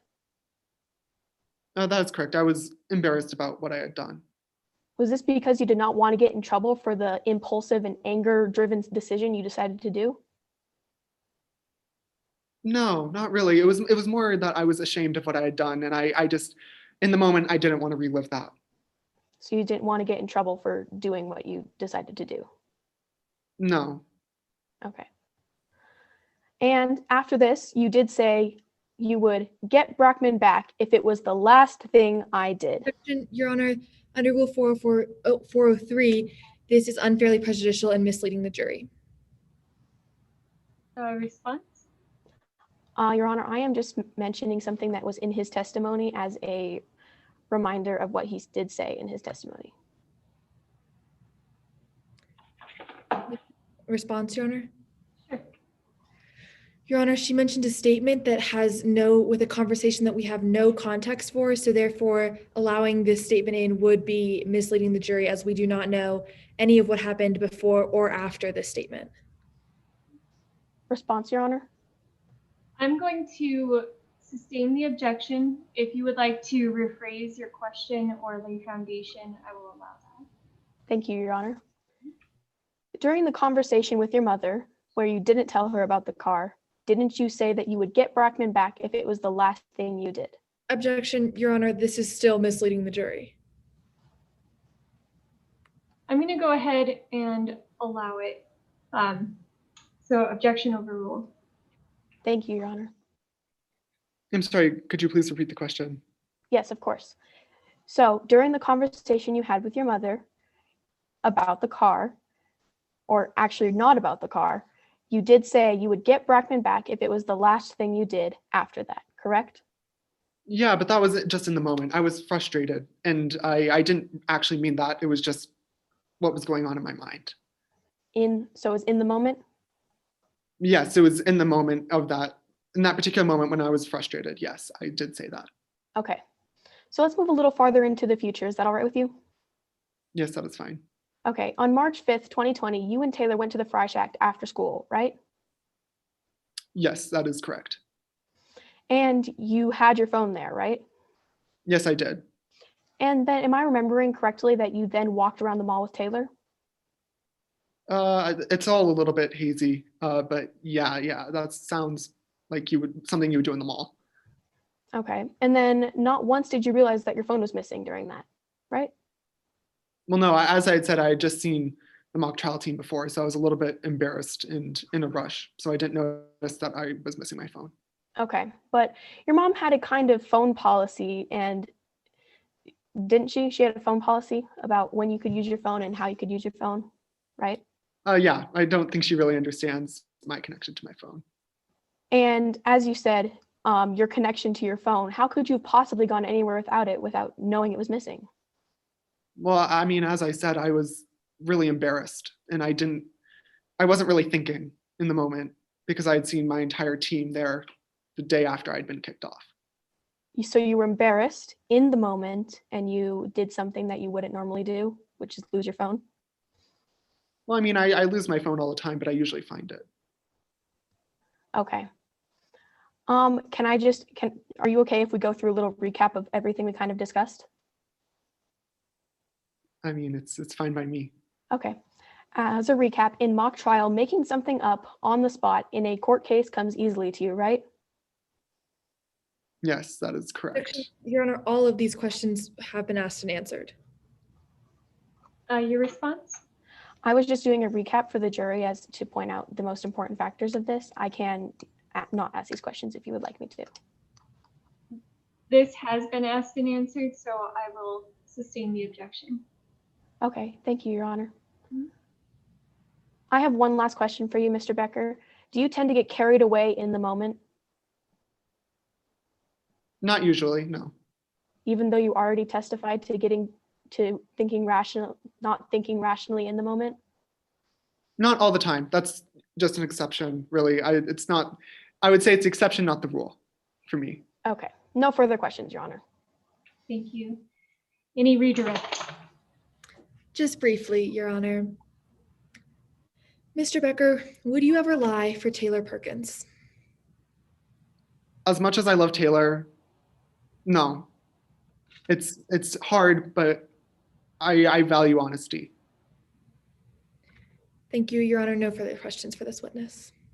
May this witness be released? Yes, Your Honor. Any objection? Am I allowed to do a quick recross? It's just 2 questions. I think in the interest of time, I'm not going to allow that. Okay, thank you, Your Honor. Thank you. Thank you for your testimony, Mr. Becker. Thank you, Your Honor. Defense, your next witness. Yes, Your Honor. The defense calls Taylor Perkins to the stand. And I will remind you that you are also under the same oath that you took earlier this afternoon. Okay? Yes, thank you. Okay, your witness. Thank you, Your Honor. Good afternoon, Ms. Perkins. Can you please introduce yourself to the jury? Well, hello. My name's Taylor Perkins. I'm currently a freshman at Boulder, but I mean, it's probably more relevant to say that I'm a former student at Colorado High School, and I was on the mock trial team. And why did you join the mock trial team at Colorado High School?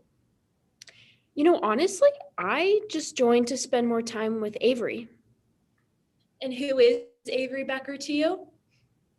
Oh my God, I love Avery. Avery is my best friend in the whole world. And did you have any other close friends on the mock trial team? I mean, not really. We all spent a lot of time together as a team, but Avery's definitely my best friend. So what was the mock trial experience like for you? Well, I knew that I wasn't ever going to be the star of the team or anything like that, but it was a great experience for me, and I loved seeing Avery succeed, even despite all of the drama. And can you tell us a little bit more about this drama? Yeah, Avery and Coach Brackman had this long-standing feud. I mean, I personally thought that their little arguments were kind of funny at the beginning, but they just kept escalating. And there was this one practice where Avery came really unprepared. And Coach got so mad about it that he demoted Avery from A to B team. And what did you think about Mr. Brackman's decision to demote Mr. Becker? In all honesty, Avery was unprepared at the practice, but as he later proved at the regional tournament, Avery was the best on our team and we needed him. So how did Mr. Becker end up getting back on the A team after being demoted? Well, I made the decision to step down from A team until coach brought Avery back up, which he did, just in time for regionals.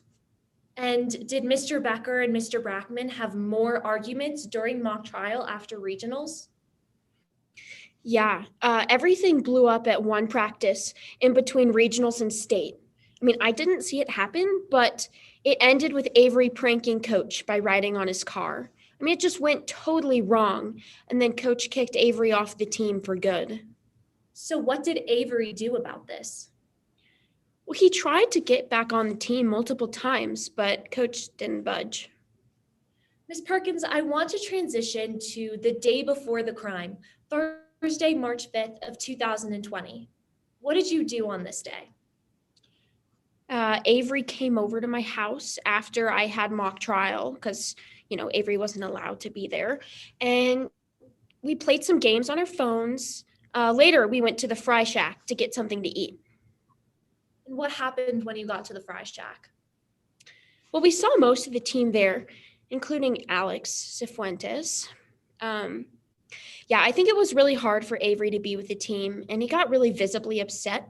So we left. Where did you go after you left?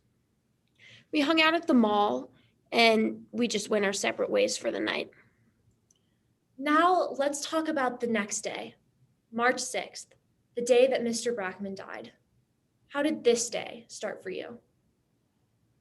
It was like any other day. I woke up, I got ready for school, Avery picked me up, and, we're about to listen to some music, and then we realized, oh my God, Avery's phone is missing. So what did you do then? Well, being the phone-addicted screenagers that we are, we decided to skip school to look for the phone. We looked all day long. We just never made it back to school. And what did you do specifically to try and find Avery's phone? I texted him and called him just a bunch, see if maybe we could hear the phone or, a little ding, or maybe someone else would pick up. But that didn't get us anywhere. So we decided to drive around and retrace our steps. So where did you drive to first? First, we went to the mall. And we looked in so many stores, like almost every store. It was a huge hassle and nothing. We didn't find it. So what was the next stop on your search after the mall? Well, next we went to the Fry Shack.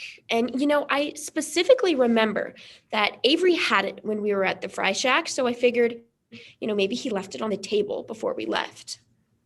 And do you remember what time it was when you got to the Fry Shack? I can't remember the exact time, but I know that it was sometime in the afternoon. We spent the whole day searching for the phone, and we checked in with the afternoon shift at the Fry Shack. And what else happened while you were at the Fry Shack? Well, we never found Avery's phone, but we did see the rest of the team there, which was weird because they were supposed to be at practice, but apparently coach never showed up. It's just so sad to think that he was, while we were all there. Ms. Perkins, I can see that this is a very emotional matter for you. I only have a few more questions. Now, you said that you had your phone with you on the day that Mr. Brackman died while you were with Mr. Becker. Was your phone ever searched for evidence? No, it wasn't. I was never asked to bring it in or have it searched or anything like that. And you've told us about your very close friendship with Mr. Becker, but would you ever consider lying for Mr. Becker's benefit? Oh, of course not. Oh my gosh, especially not under oath. I understand how high the stakes are today, and so it means that testifying about the truth is so important. Ms. Perkins, was Mr. Becker at Mr. Brackman's house on March 6th?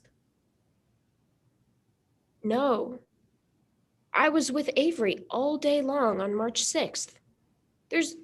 By that logic, there's no possible way that Avery could have committed this crime because Avery was not at Coach's house. Avery was with me.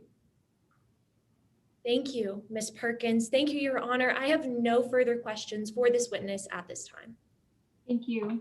Cross? Yes, Your Honor. Good afternoon, Ms. Perkins. Please keep your answers as minimal as possible. Good afternoon.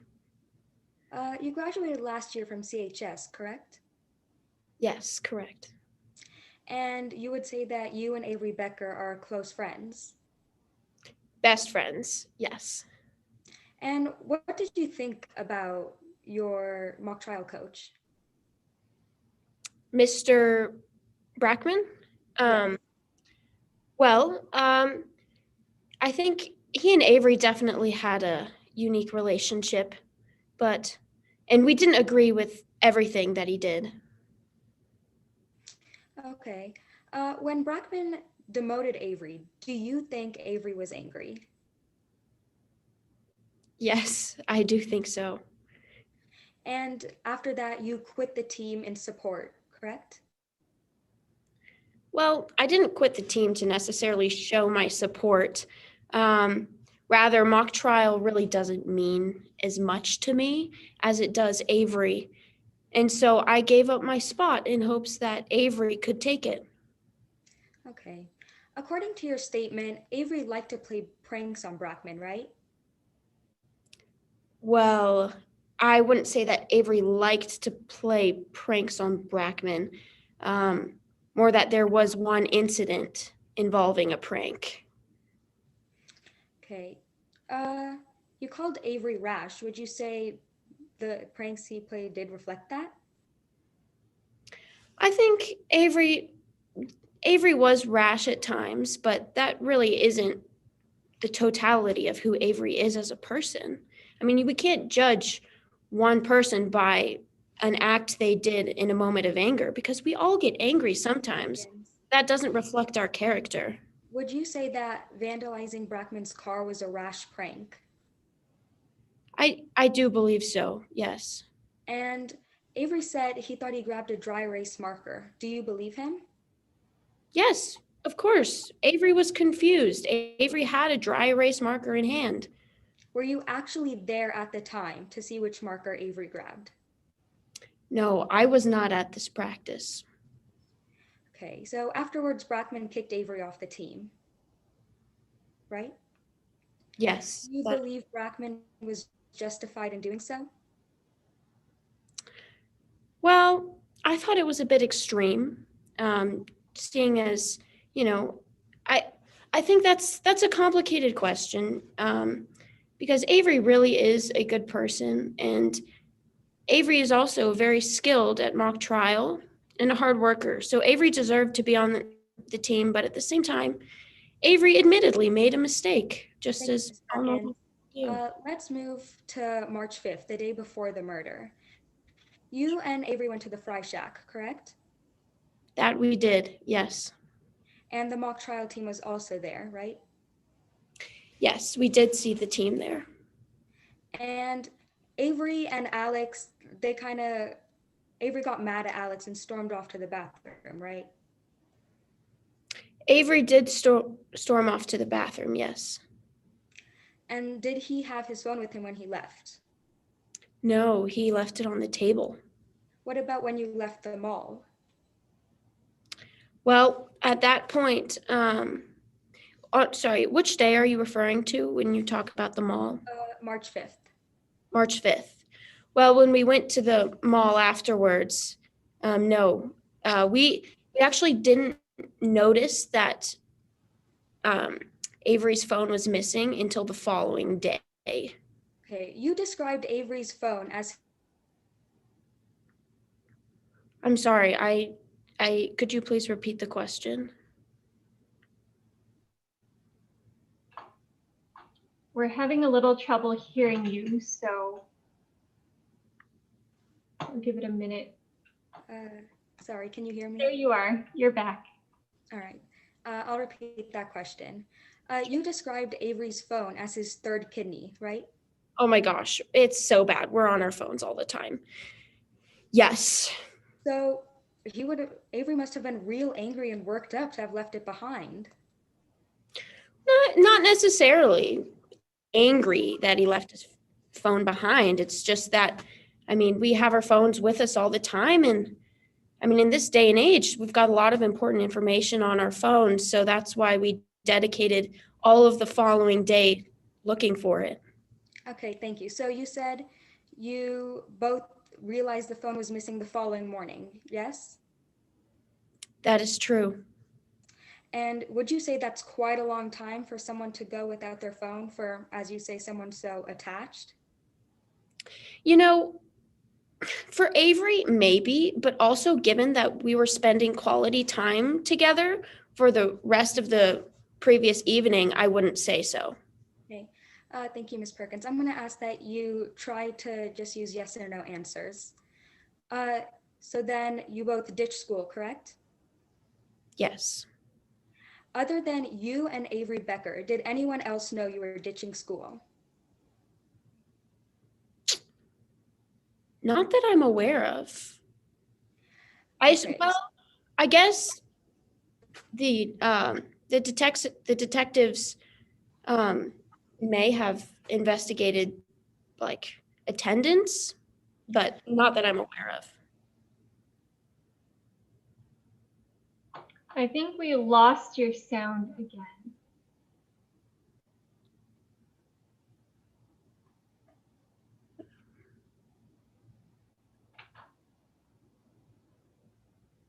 Again.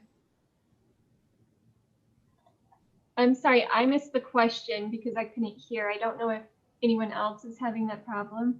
I can't hear either. Okay. Can you hear me now? Now you're good. Yes. Now you're back. If you could just repeat where you left off. The last question was about the phone, I believe. Okay, so you ditched school for an entire day to look for the phone, yes? Yes. And you dropped off the mock trial team for Avery, yes? Yes. Sounds like you would do a lot for Avery, is that true? I'm sorry, what was the objection? Asked and answered, Your Honor. Response? I'll move on, Your Honor. Okay. It sounds like you would do a lot for Avery, is that true? Oh, Avery's my best friend. You know, I think we both would do anything for each other. Thank you, Ms. Perkins. No more questions, Your Honor. Okay, thank you. Any redirect? Briefly, Your Honor. Ms. Perkins, what does it mean to be someone's best friend? Well, when you're someone's best friend, you need to be supportive and honest. You know, as Avery's best friends, I can recognize his mistakes, like the car incident. But I mean, I'm here today to do the right thing by being supportive and showing everyone the truth about where Avery was on that day. Thank you, Ms. Perkins. Thank you, Your Honor. I have no further questions for this witness. Okay. May this witness be released? Yes, Your Honor. Any objection? No objections, Your Honor. Thank you for your testimony today. You are free to go. Thank you. Defense, your next witness. The defense calls Professor Blake Van Owen to the stand. Mr. Van Owens, I will remind you that you are also under the same oath that you took earlier this afternoon, okay? Absolutely, Your Honor. Thank you. You may proceed. Your Honor, before we proceed, may I request a brief time check? Sure. The defense has 10 minutes and 42 seconds remaining by my clock. Sweet. Thank you. All right. Good afternoon, Mr. Van Owen. I'm going to ask you a few questions if that's okay with you. Professor Van Owen, I have a master's degree in criminal justice, and I currently teach classes in social justice and police procedures. So, Professor, please. Yes. So I'm sorry. Professor, what is your current occupation? Well, of course, besides the teaching thing, I do I do private investigation. And I was called by Avery Becker to privately investigate the police's work. So what exactly do you do as a private investigator? Well, it's like an old buddy of mine used to say, what do we private investigators do? Privately investigate. That's what I do. All jokes aside, more specifically, what do you do? Well, all jokes aside, I do a whole smorgasbord of things. I look at police reports, police evidence, I look at witness reports, crime scene data, I look at cell phone tower data, and I testify in court as an expert witness. Emphasis on expert. So what is your experience with police procedure? Well, I was actually a member of the Boys in Blue for 9 months. Right. And you mentioned that you were an expert in court before. What exactly were you an expert in? Oh, gonna make me crunch out the numbers here. Well, I've been certified as an expert in police investigation tactics 12 times. I've been certified as an expert in crime scene reconstruction 8 times and cell phone tower data analysis 5 times. And in total, I've testified and consulted in well over 100 cases. That is quite a few times. Your Honor, we move to qualify Professor Van Owens as an expert in the fields of police investigation tactics, crime scene reconstruction, and cell tower analysis. Any objection? No objection. Then this expert will be admitted as an expert in the fields that you just listed. Thank you. Now, Professor, what is your biggest pet peeve? Assumptions. You know, basing evidence off of little or no conclusion. Conspiracy theories, just anything based off of assumptions is, hate it. And it bothers me the most when we're in a professional setting where investigators like Kuzak, who are meant to look at facts, use assumptions as a crutch when a young man's life is potentially in danger. So how does this pet peeve play into your work as it relates to the murder of Mr. Brackman? Well, I can tell you, counsel, I was quite peeved looking at today's case. In fact, generally, I like to look at myself as a little bit of an agent of chaos. I like to take evidence the police think is concrete, and I like to throw it around. And in this case, I found that there was a buttload of mistakes and assumptions the police made.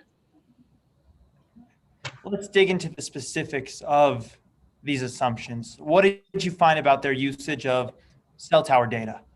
Oh, jumping right into it. Well, I found that it was wildly reckless. And in fact, I found it so wildly reckless that it is quite dangerous. In fact, they used this unconcrete evidence to then definitively try to prove that Avery had to have been at Brackman's house, when that is not the case at all.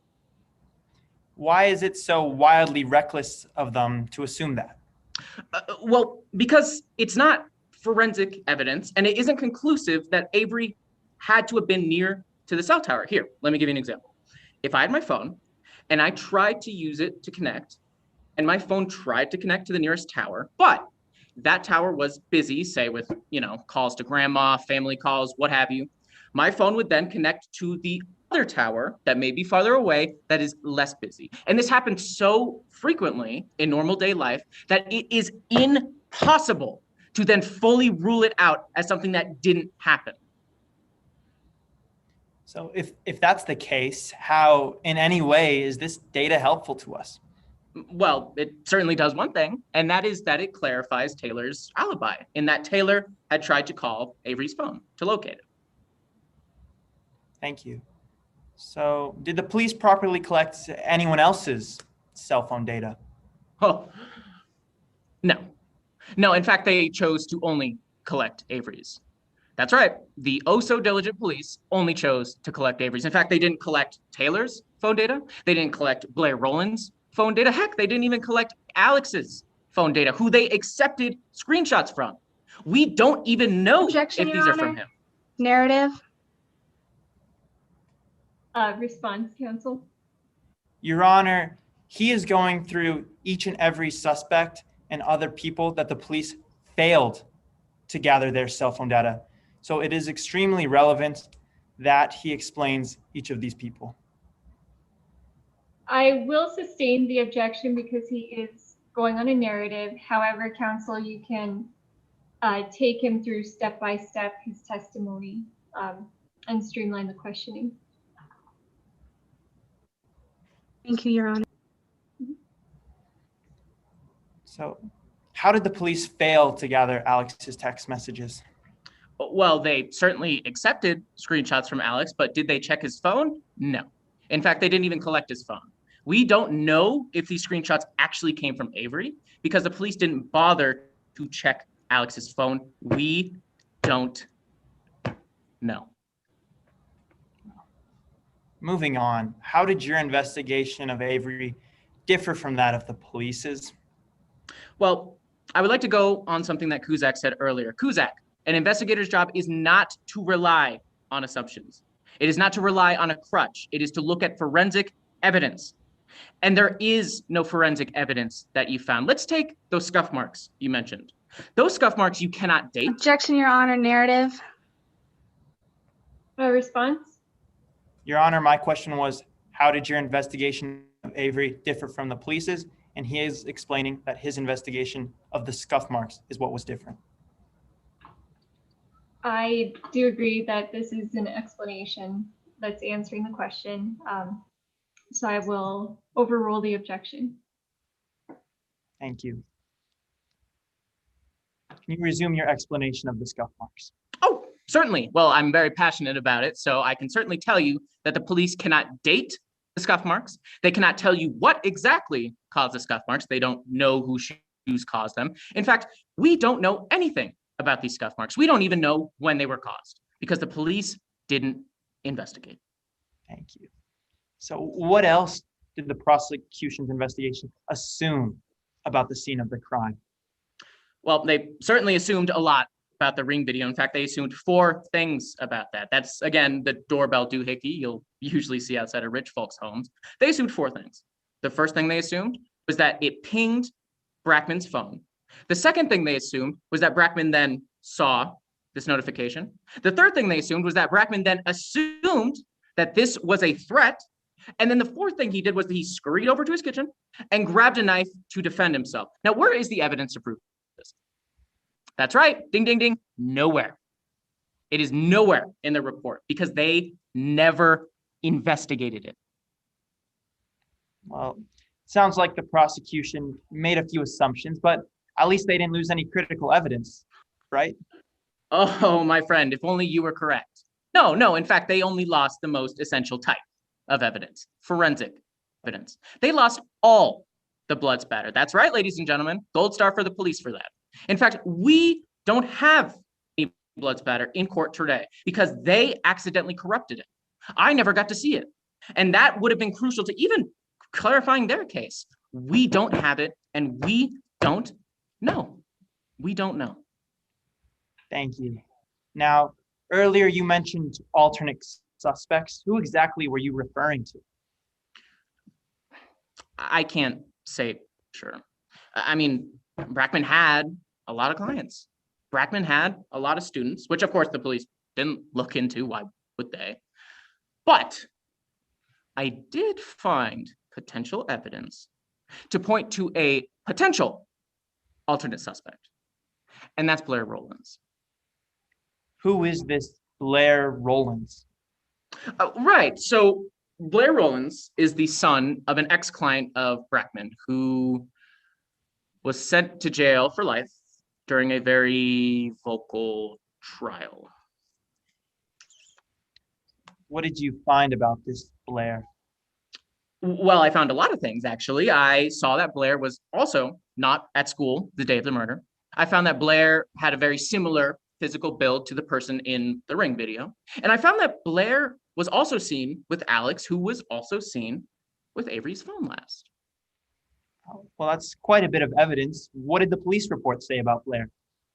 Oh, What did the police report say about Blair? Well, they said a whole heaping Mount Everest-sized pile of nothing. They didn't even say a word. In fact, they didn't even investigate Blair. So no, they didn't say anything. Wow. So what is your conclusion on the police's work? Oh, well, thankfully, the police made my conclusion quite simple. The police messed up. A lot. Evidence is key to a case. And if you don't have that key, you can't then expect to unlock the case. And ladies and gentlemen, there is no evidentiary key to convict Avery of this murder. Thank you, Your Honor. No further questions. Thank you. Cross-examination? Yes. Hi. So today you're testifying about police errors, correct? Oh, yes, and I could go on for days about that. That's okay. Just a yes or no. And you quit the Aurora Police Department because you injured a young woman during an arrest, correct? No, I quit because I did not approve of how the police like to handle situations. Okay. So then you did injure a young woman during an arrest, though, correct? Objection. Yes. Relevance and this evidence is far more prejudicial than it is probative. Response? I'm trying to establish that this witness has not been in the police force for a long time and has made his own mistakes in the police force. Response? Briefly. Yes. Professor Van Owens injuring someone during the line of duty has nothing to do with his credibility or with the murder of Mr. Brockman. I do think that evidence regarding the witness's past interaction with the police force is something that the jury is entitled to hear to determine the credibility of this witness, and the jury can afford what weight they deem appropriate. So I'm going to allow the question and overrule the objection. Thank you, Your Honor. Isn't it true that every hour you spend trying to find what the police did wrong, you get paid another $225? Certainly. And your fee for this case is $7,000 before testimony, correct? Yes, it is. So then at your hourly rate of $225, you spent roughly 31 hours on this case. Approximately, yes. I believe you've discovered 8 things you think the police did wrong. Does that number sound right to you? Excuse me, could you repeat the question? I think you cut out a bit. After reading your testimony, I think you've discovered 8 things you believe the police did wrong. Does that number sound about right to you? No, I think it was more than that. What do you think it was? A substantial amount, way more than 10, I would give or take. I could be more than happy to read them off if you would like, counsel. That's okay. So you called Cal Kuzak egotistical and full of himself. I sure did. And you will be paid $450 for each hour that you testify against his findings. Oh, of course. I mean, I have to feed my feline friend Bean somehow. Okay. And you criticized the police for the file corruption of the blood splatter photos, right? Yes, for so-called professionals, that is quite amateurish. But isn't it true that in your statement you wrote the missing photos would have shed no light on who killed Mackenzie Brackman? Right, it would have shed light on the way he was killed, the method, but it's pretty clear that it is not Avery. Okay. And you never traveled to the you never traveled to the crime scene, correct? No, it's not my job. No further questions, Your Honor. Thank you. Any redirect? No redirect, Your Honor. Okay. May this witness be released? Yes, Your Honor. Any objection? No objection. Thank you. All right, Mr. Van Owens, you are free to go. Thank you for your testimony. Have a wonderful day, Your Honor. Thank you. Defense, any other witnesses?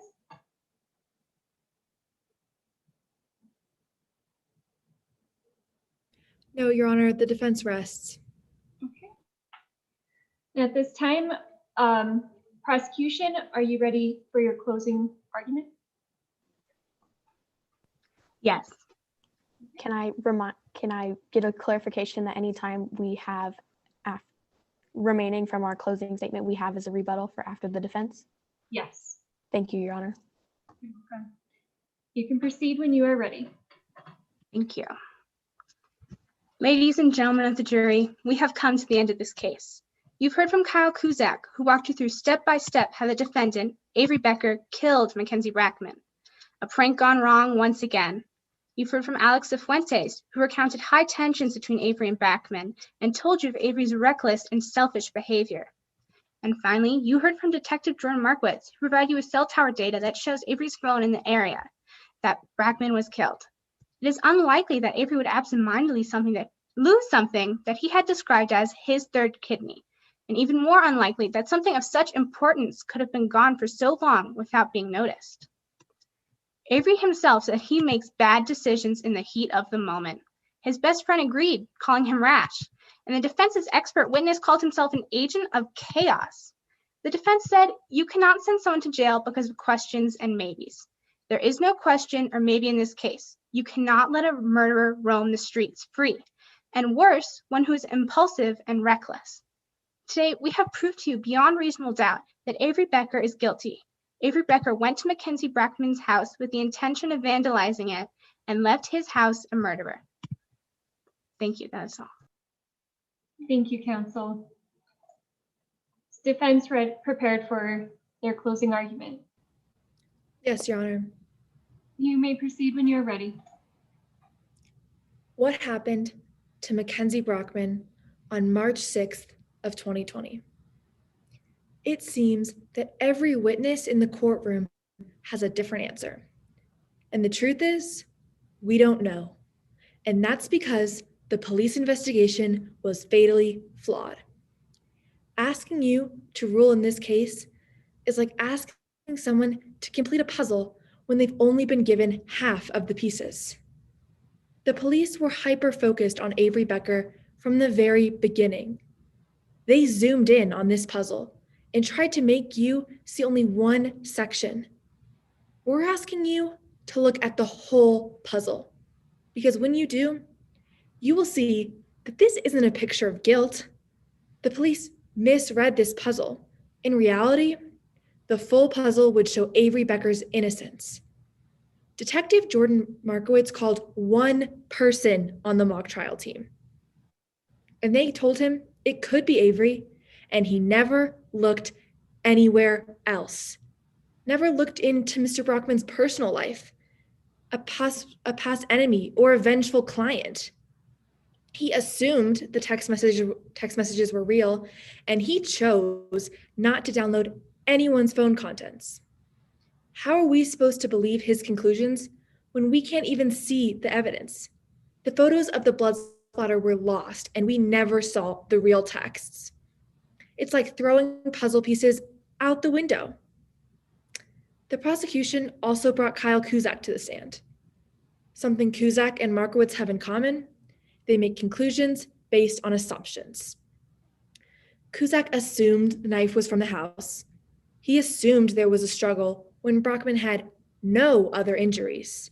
And he assumed it was Avery Becker when there was no DNA and no physical evidence. They also brought Alex Cifuentes. We showed you that you can't trust Alex.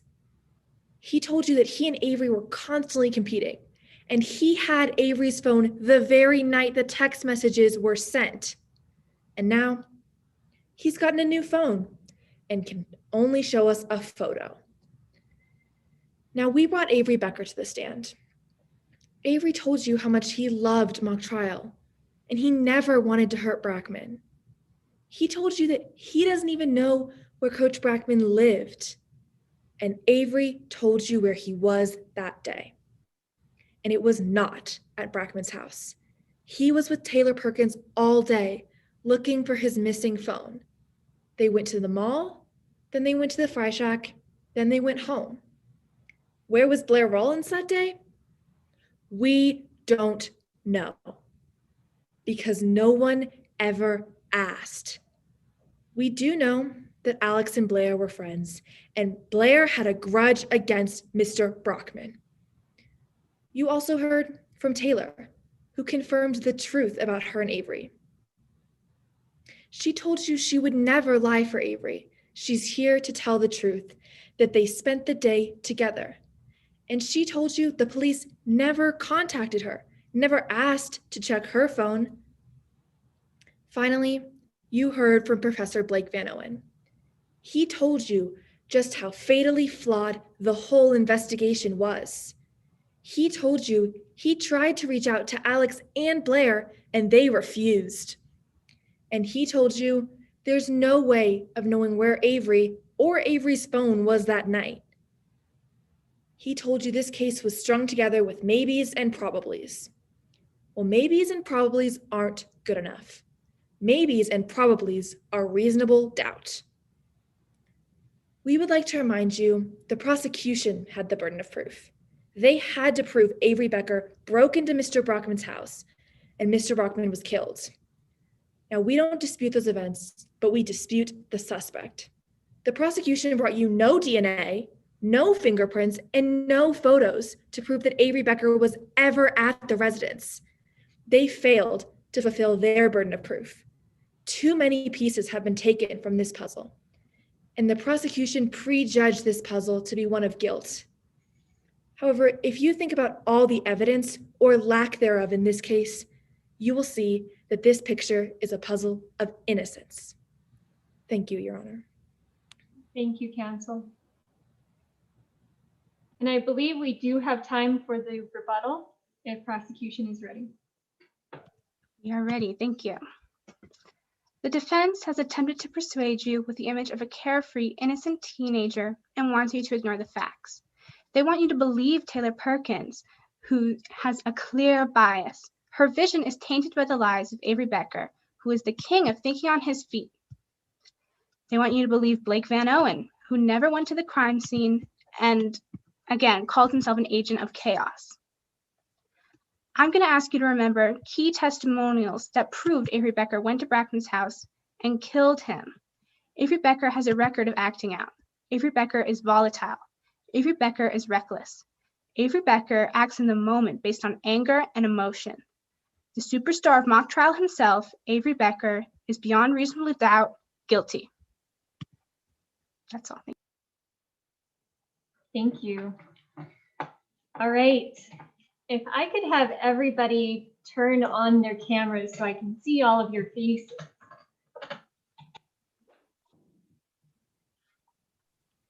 Judge, I'm going to ask for a verbal confirmation from my 3 scorekeepers that they have submitted their score sheets.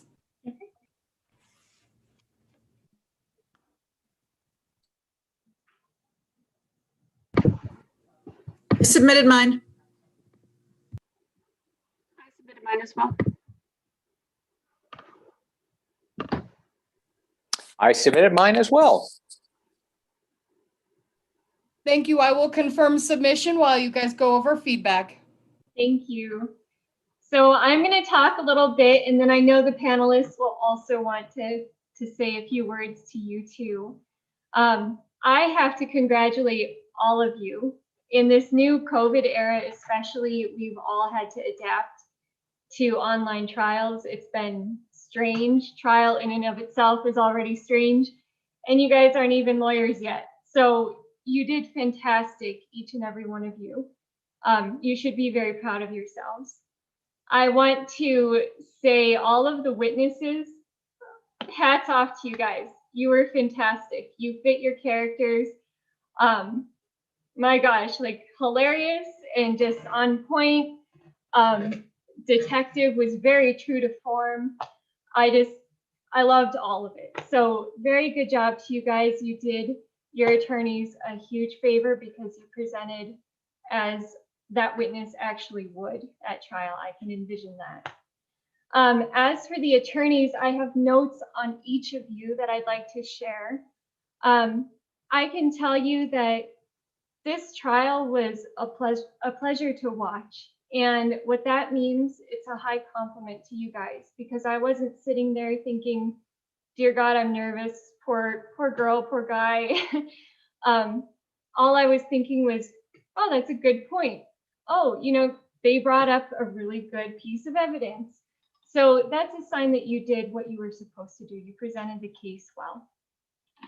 I hope it's okay. I'm going to use first names if that's all right with everybody. Okay. So first, is it Aditi? Am I mispronouncing that? That's correct. Okay. I slaughter names, so tell me if I'm wrong, please. I loved how your opening was very much a roadmap for what we were going to hear. And it's so important. When you have a jury, you have people who have no idea what they're about to see and what they're about to hear. You're the first person that they hear from.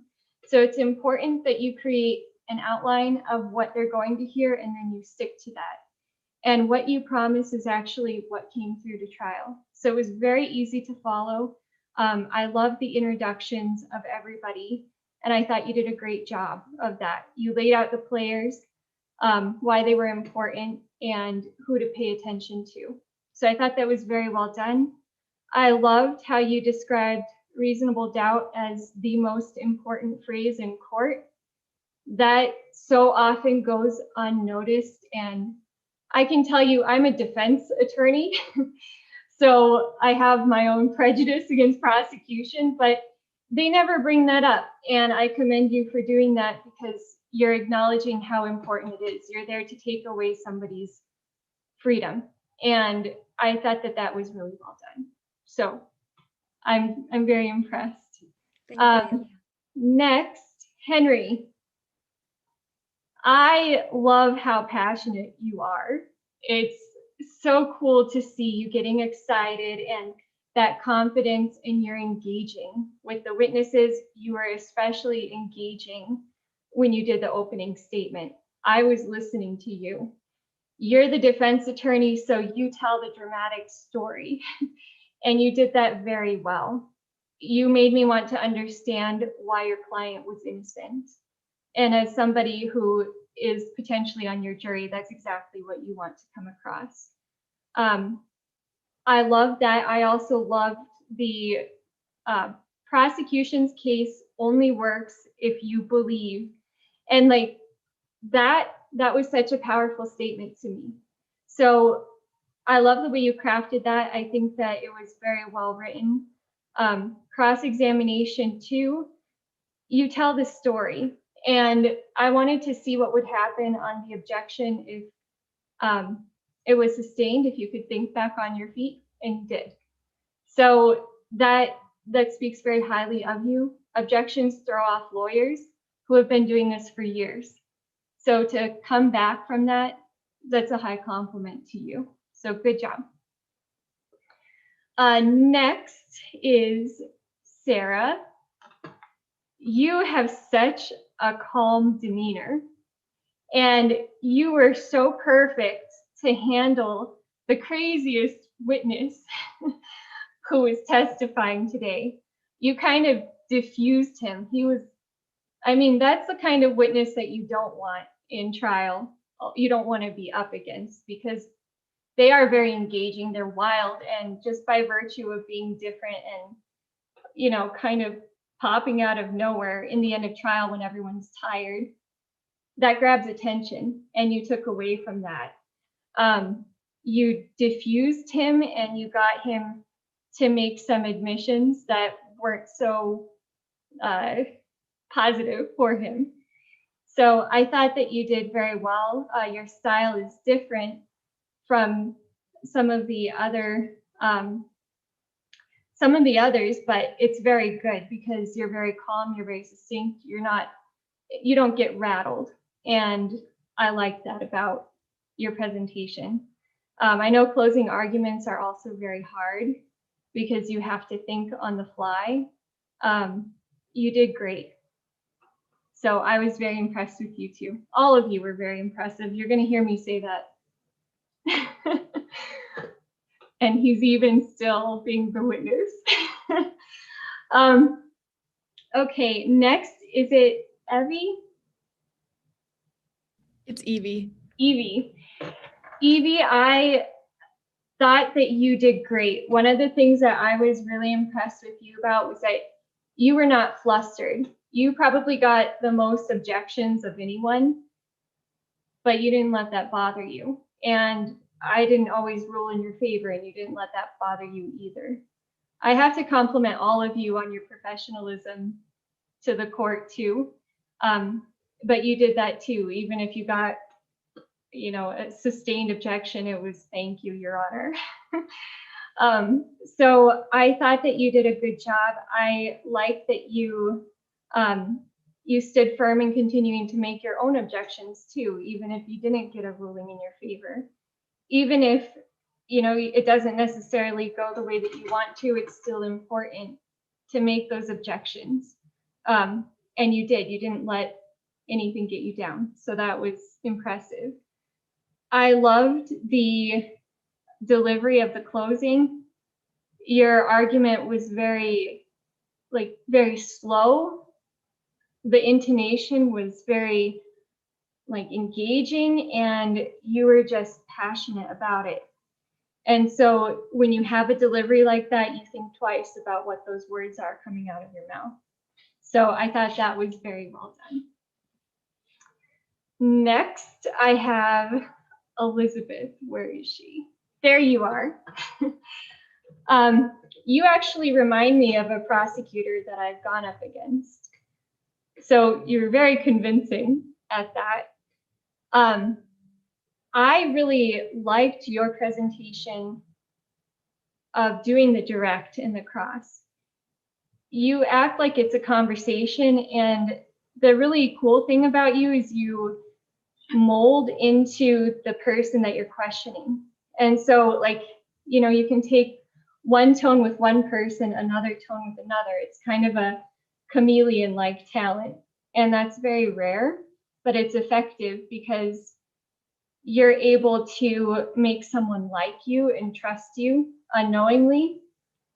And you're able to get the information out of them that ultimately might not be so great for them, but you make them comfortable doing it. So that's a unique talent, and I thought it was very well done. And Abigail, where are you? There you are. You were very eloquent and well-spoken and confident. I love, you remind me of a defense attorney that I've seen in practice too. Very passionate and very your confidence makes it so when you say something, you want to believe it even if it might not be right. That's also a unique talent. I liked you bringing the attention of the jury to the fact that the phone itself is what was traveling and not the person with the phone. Because that tells me that you're really paying attention to what the evidence is and how it's being heard by the jury. And it's a really good strategic plan, because then you get the jury thinking, well, if the phone's moving, the person's not necessarily the one moving it. So making that objection, it was just an objection, but it was more of a strategic move. And so I thought that was very smart. And I'm very impressed with you. I'm very impressed with all of you. I thought you did a great job. A lot of you do remind me of attorneys that I've actually seen in practice. So I can't believe you're only in high school. So good job to all of you. I was a little long-winded, but I will turn it over now to the panelists so that they can also tell you what they thought. Tony Ann, do you want to speak first? Sure, I'll go. Thank you. You guys all did a fantastic job. I mean, really and truly, you should be proud of yourselves. And we're all, even as attorneys, learning the whole WebEx piece and trying to figure out, oh, cameras on, off, we're all juggling. I think it's going to be a skill you're going to need as you move on in life anyway. I always have the same thing for you guys to look for, and that's listen to your witnesses.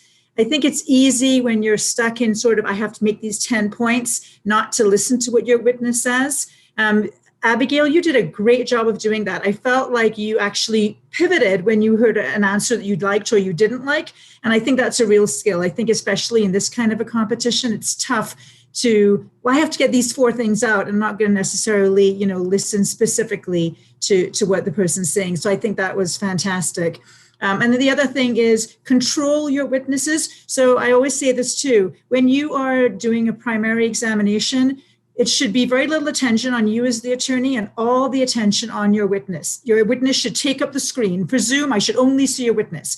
But for cross-examine, it should be the other way around. I really want to emphasize that I should really see the attorney, and you want that witness, that, troublesome Andreas witness, who's giving everyone a hard time, William, who is, so emphatic. You want to make sure you are nailing them to what you want them to say and nothing more. Don't let them go astray.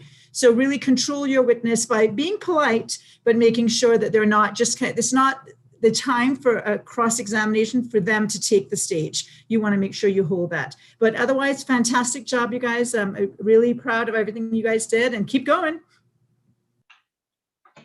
It looks like Kip had to jump off, but he sent me a message and he said that he really enjoyed the round and he agreed with all of the comments that he heard from me, and congratulates you guys as well. And then Jacqueline? Yeah, I really don't have much to add. I think Your Honor and Tony Ann gave some great points. I saw HH yesterday, and you guys, if anything, did better today than you did yesterday, which is a lot to say after doing this 4 times in a row. I know it's been a really long weekend for you guys. Yeah, I thought everything was really well done. I do agree on listening to your witness. That's really important. Direct exam, and I said this yesterday to HH, so sorry to repeat, but direct can be so boring, but it's so important. And if you just keep asking like the questions that are in your mind and ticking off the sheet, it's easy to lose the jury and to also not listen to your witness and hear what they're saying. And sometimes you can get some extra information from that. Yeah, cross-examination is extremely difficult. I think if anything, you all were super prepared. Dee Dee, you guys were, one of my clients always says when you go to trial, we can't control the facts, but you can be the most prepared witness. You can be the most prepared attorney in the room. And I think everybody here was very prepared. I don't think if you had told me that you guys were like 1L law students or high school or college students and not high schoolers, I would have believed it because you guys did fantastic. So you all have a very bright future. Hopefully some of you do consider litigation. So, but well done. And you guys did great. So. Yes, you're getting a virtual clap, so we're all clapping for you. Our scores.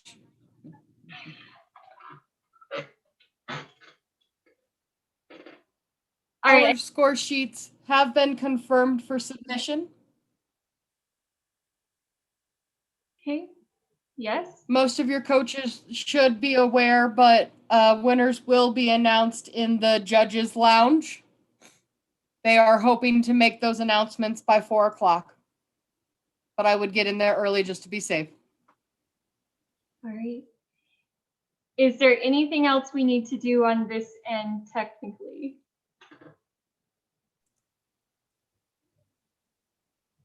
Not for me. All right. Well, then it looks like all of you are free to go. And like I said, great job. Trial is not an easy feat. I can tell you my guts still fall out every time I have to do it. So for you guys to do it multiple times and do it as confidently and as well as you did a great job. You should be really proud of yourselves. Thank you so much. Thank you. So much. Yeah, thank you. Thank you all. This was tremendous. Thank you all. Everything. You guys are all lovely. I love you all. Great. Good job. Thank you. Thank you. Thank you so much for all the feedback. I really appreciate it. Of course. Good job. Thank you.